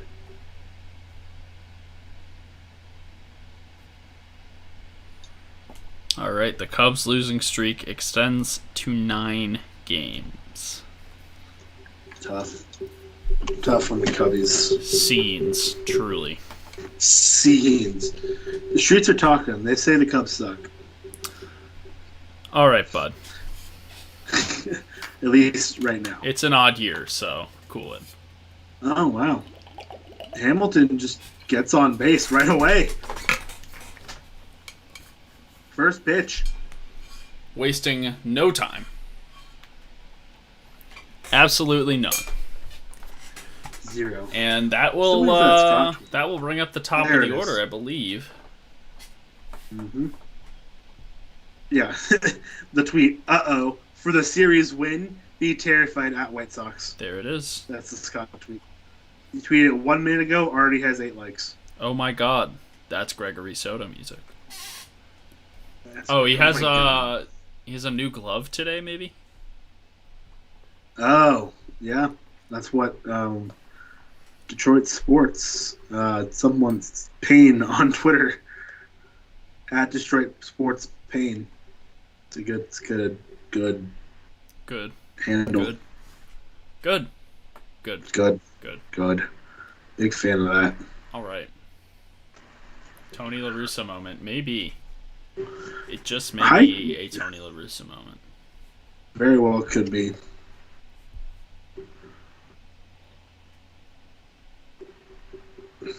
Nope. Quinn just tweeted another starting pitcher injury. I don't know who that's in reference to. Carlos Martinez started for them today. Oh. Is that it? That's probably it. That makes sense. I thought he was in their bullpen now. He was last year. But now he's starting again, yeah. Is that why his ERA is 2.3? Yep. That would be it. Because if I remember correctly, he was really good out of the bullpen, wasn't he? He was. He was a solid closer for them. I don't know. I'm confused about a lot of what they've got going on as far as managing individual pitchers because, obviously they had that situation with Carlos Martinez where he was a starter, went to the bullpen, now apparently is back to a starter. And Alex Reyes was supposed to be a starter, or that was, potentially his ceiling as a prospect was good starter, but they've got him in the bullpen so far. But Carlos Martinez, just very face value stats. Uh-oh. Oh. Hamilton's hustling to third. He's getting there because he is speed. Speedy. Well, 2 on, no out. The White Sox do not seem appropriately terrified, I must say. They do not. I'm concerned. A little concerned. Will not lie. No, but Martinez in 2019, coming out of the bullpen, 3.17 ERA in 48 games, 24 saves, and 27 opportunities, 48 innings, 17 earned runs all year. Yeah. Only 18 walks, 53 strikeouts. That's some solid 118 whip. That's some solid relief pitching right there. So far this season, 6.26 ERA in 16 games started, 82 innings, 57 earned runs, 36 walks to 57 strikeouts. Yeah, not phenomenal. That's quite a walk rate he's rocking. 138 whip. Oh, we've got, is this pinch hitter Danny Mendick right now? I think it's this pinch hitter Danny Mendick. Who was hitting second? For the White Sox? Sheets. And Sheets went 1 for 4 today. He's gone.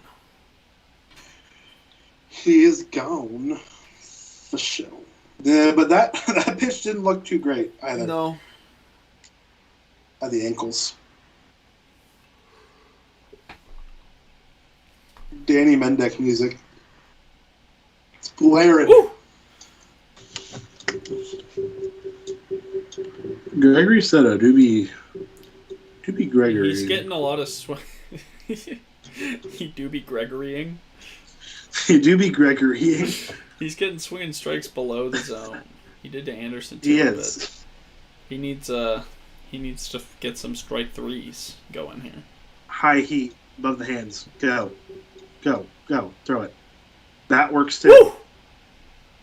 That was a nice pitch. Sat him down. Very good pitch. Now the double play is in order to end the game. Indeed, it is. That was a very nice pitch, though. It was. I think it's possible Very it was well called a located. strike. Anyway, if he doesn't swing, so. I think so, too.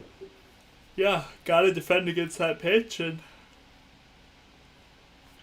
Ideally, you would hit it if you're defending it well. Yeah. But, alas. But when you're Danny Mendick, sometimes hitting the baseball is difficult. It's most of the time. Most of the time it's difficult. And then we got Abreu back up. Abreu's had a good day. 2 for 4. RBI. Yeah, and he smoked the ball when he grounded into a double play too. Yeah, that ball was... Like, hardest hit ball of the Hard. game, I think. Mm-hmm. Oh, the Brewers lost today. Oh, good. 2-0 to the Pirates. Finally. Yeah. Took them long enough. They should try it more. They should. I was absolutely blown when I realized the Brewers had gotten to... Oh! Uh-oh! Uh-oh! Swing and a drive! Uh-oh! Ooh! Goodbye, baseball. So, Jose Abreu with our first boom sauce of the game. Day. Make it a one-run game. Oh, boy. We have an interesting ball game on our hands. We do have a little bit of an interesting situation going on here. Goodbye, baseball. Goodbye, baseball. That was a well-hit ball, It too. was. Just as you say, he's having a good day. 97 off. There it is. There's your White Sox boom sauce. They do be saucing. They do be saucing the booms. Saucing the booms. He just wanted to make it a safe situation. We got a one-run two ball down. game. Yeah. Oh, yeah. Oh, why can't the Phillies be better at playing baseball? That's a good question. They're losing to the Padres right now. I need the Padres to lose as much as possible. However, it is enjoyable when the Phillies lose. That's also true. But I'd prefer if they won today. Oh, Only today. is that The Grandal Grandal sighting. Oh, he's going back on the dugout. Still Yasmani what Grandal was the sighting? Grandal-centric trivia question? Um, Oh, will he make an appearance? it, I'm the only one that said no. that's technically an No, appearance. no, He did show up. They showed him in the dugout earlier. That's not an appearance. He was holding a bat on the field. I think that counts. Hey, as an Peyton, no, appearance. that does not. No, that does not count as an appearance. Boo. Did he give it to the appearance? The arbitrator of this cannot be someone that has a stake in it. I'm sick. I am physically ill. Yeah, they also showed him in the dugout earlier, so technically that should have been a while ago, if that was the case. Either way, he may come into the game to hit. It says he's a pinch hitter where? He's definitely not. Are we behind? He hasn't come to the plate yet. And he went back into the He's dugout.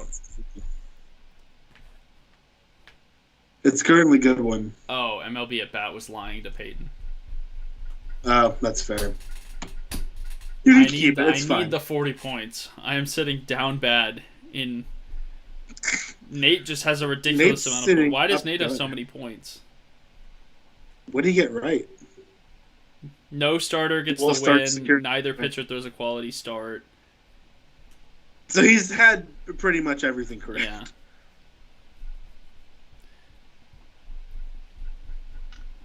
Nate's having a good day on the polls. He is. He is. Maeda had a nice start today against the Royals. He did. He did.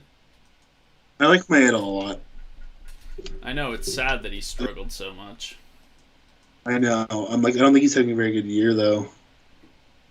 Oh, I didn't realize. Ugh. Did the game blow up in Keller's face? 503. Oh No. no, it blew up in. Oh no, I'm sick. Oh, 3 earned runs for Dick Lovelady. I'm sick. I am physically ill.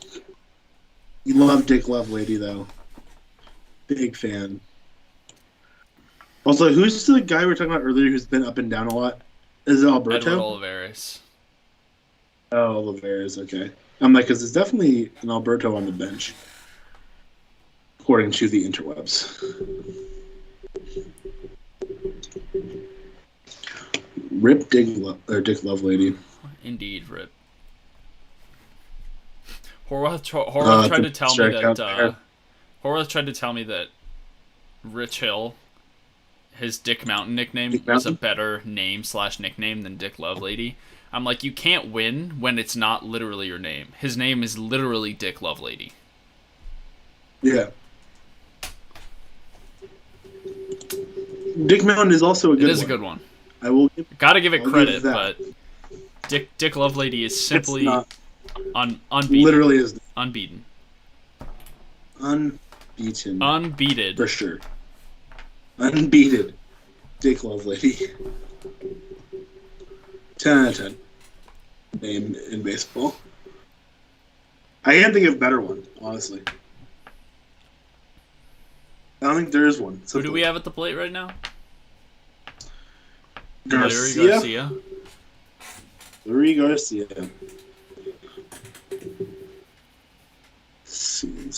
Oh, that's a nice swing and miss. Soto's got a lot of swings and misses, I feel like. Yeah, he's got 5. He's gotten some ugly looking swings out of the White Sox here. Yeah, he has. When he locates the pitch where he wants, I guess that wasn't technically where he wanted it, but he's got really good movement on a lot of the stuff. Yeah. That's why we should be terrified. I suppose so, yeah. I'm not going to lie. I'm a little terrified. Man, so that Jose Abreu home run, only a WPA added of 5.5%.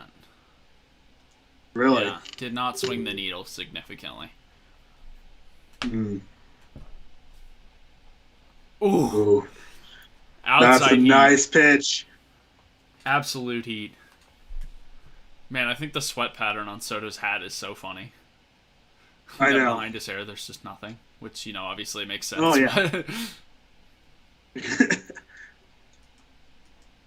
Here we go. 2-2.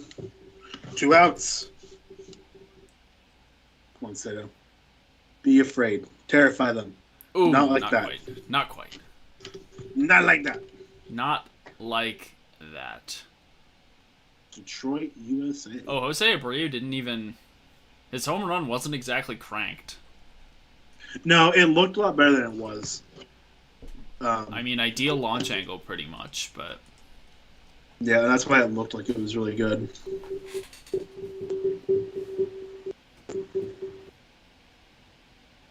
Ooh. Oh, man. Ooh. All right. I think we might see, Yasmani Grandal here. Maybe not. Who is it? Well, we might get a pitching change here. We just might. Soto has indeed labored a good amount. That's it. Yep, he's out. Pitching change. Gregory Soto. All right. Was not able to terrify enough. He was not that guy today. He was not that guy. Coming in is Jose Cisnero. Cisnero. I don't know. To record a single out. Can he do it without allowing an extra base hit? Is the question. Hopefully. Yeah. We very much hope he can. Well, wait, I wonder how Scott feels about this. Is Scott terrified? Is Scott? Maybe. He might be. Scott might just be terrified. After watching that pitching appearance, I would understand.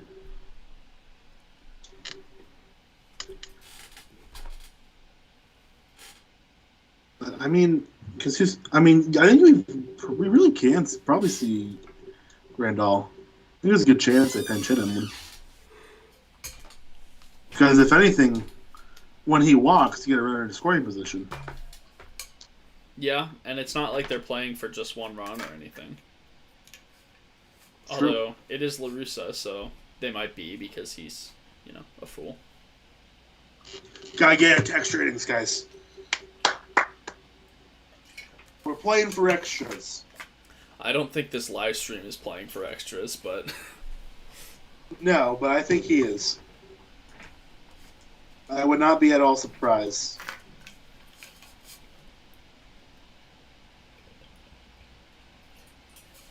Yeah. Cisneros, he's had a good year. 3 for 4 in save ops. yeah. 44 to 13 strikeout to walk ratio. That's solid too. That's pretty nice. 38 games, a lot of appearances so far.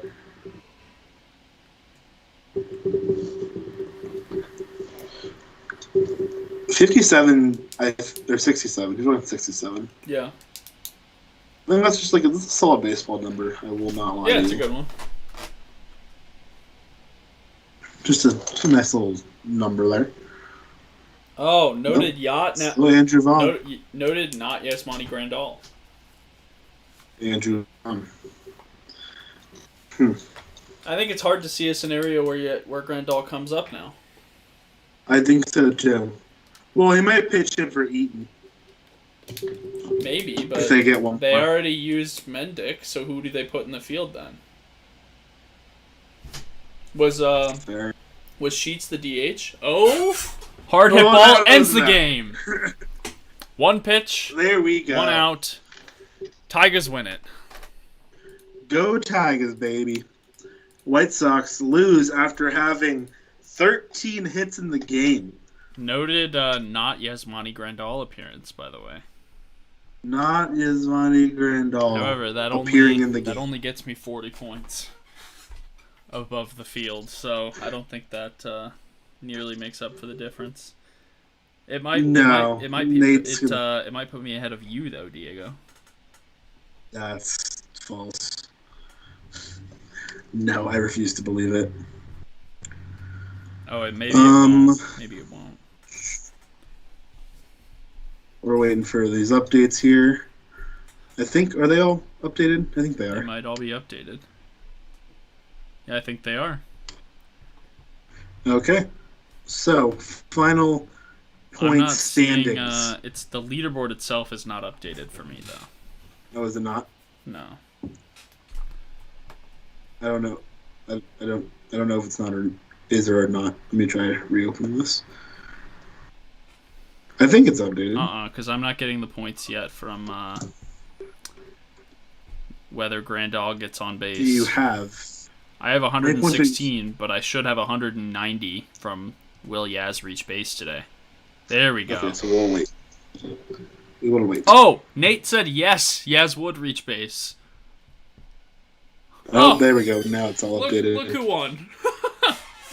All right, so what we have here is we have. Oh, I went away.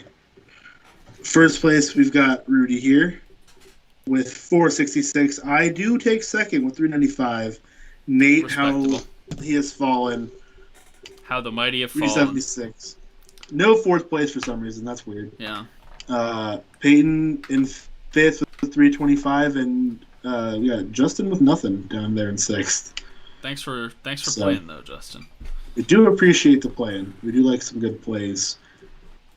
And I think that's all I can see on mine because mine's being weird. Yeah, If there's any more. that is all I see on mine as well.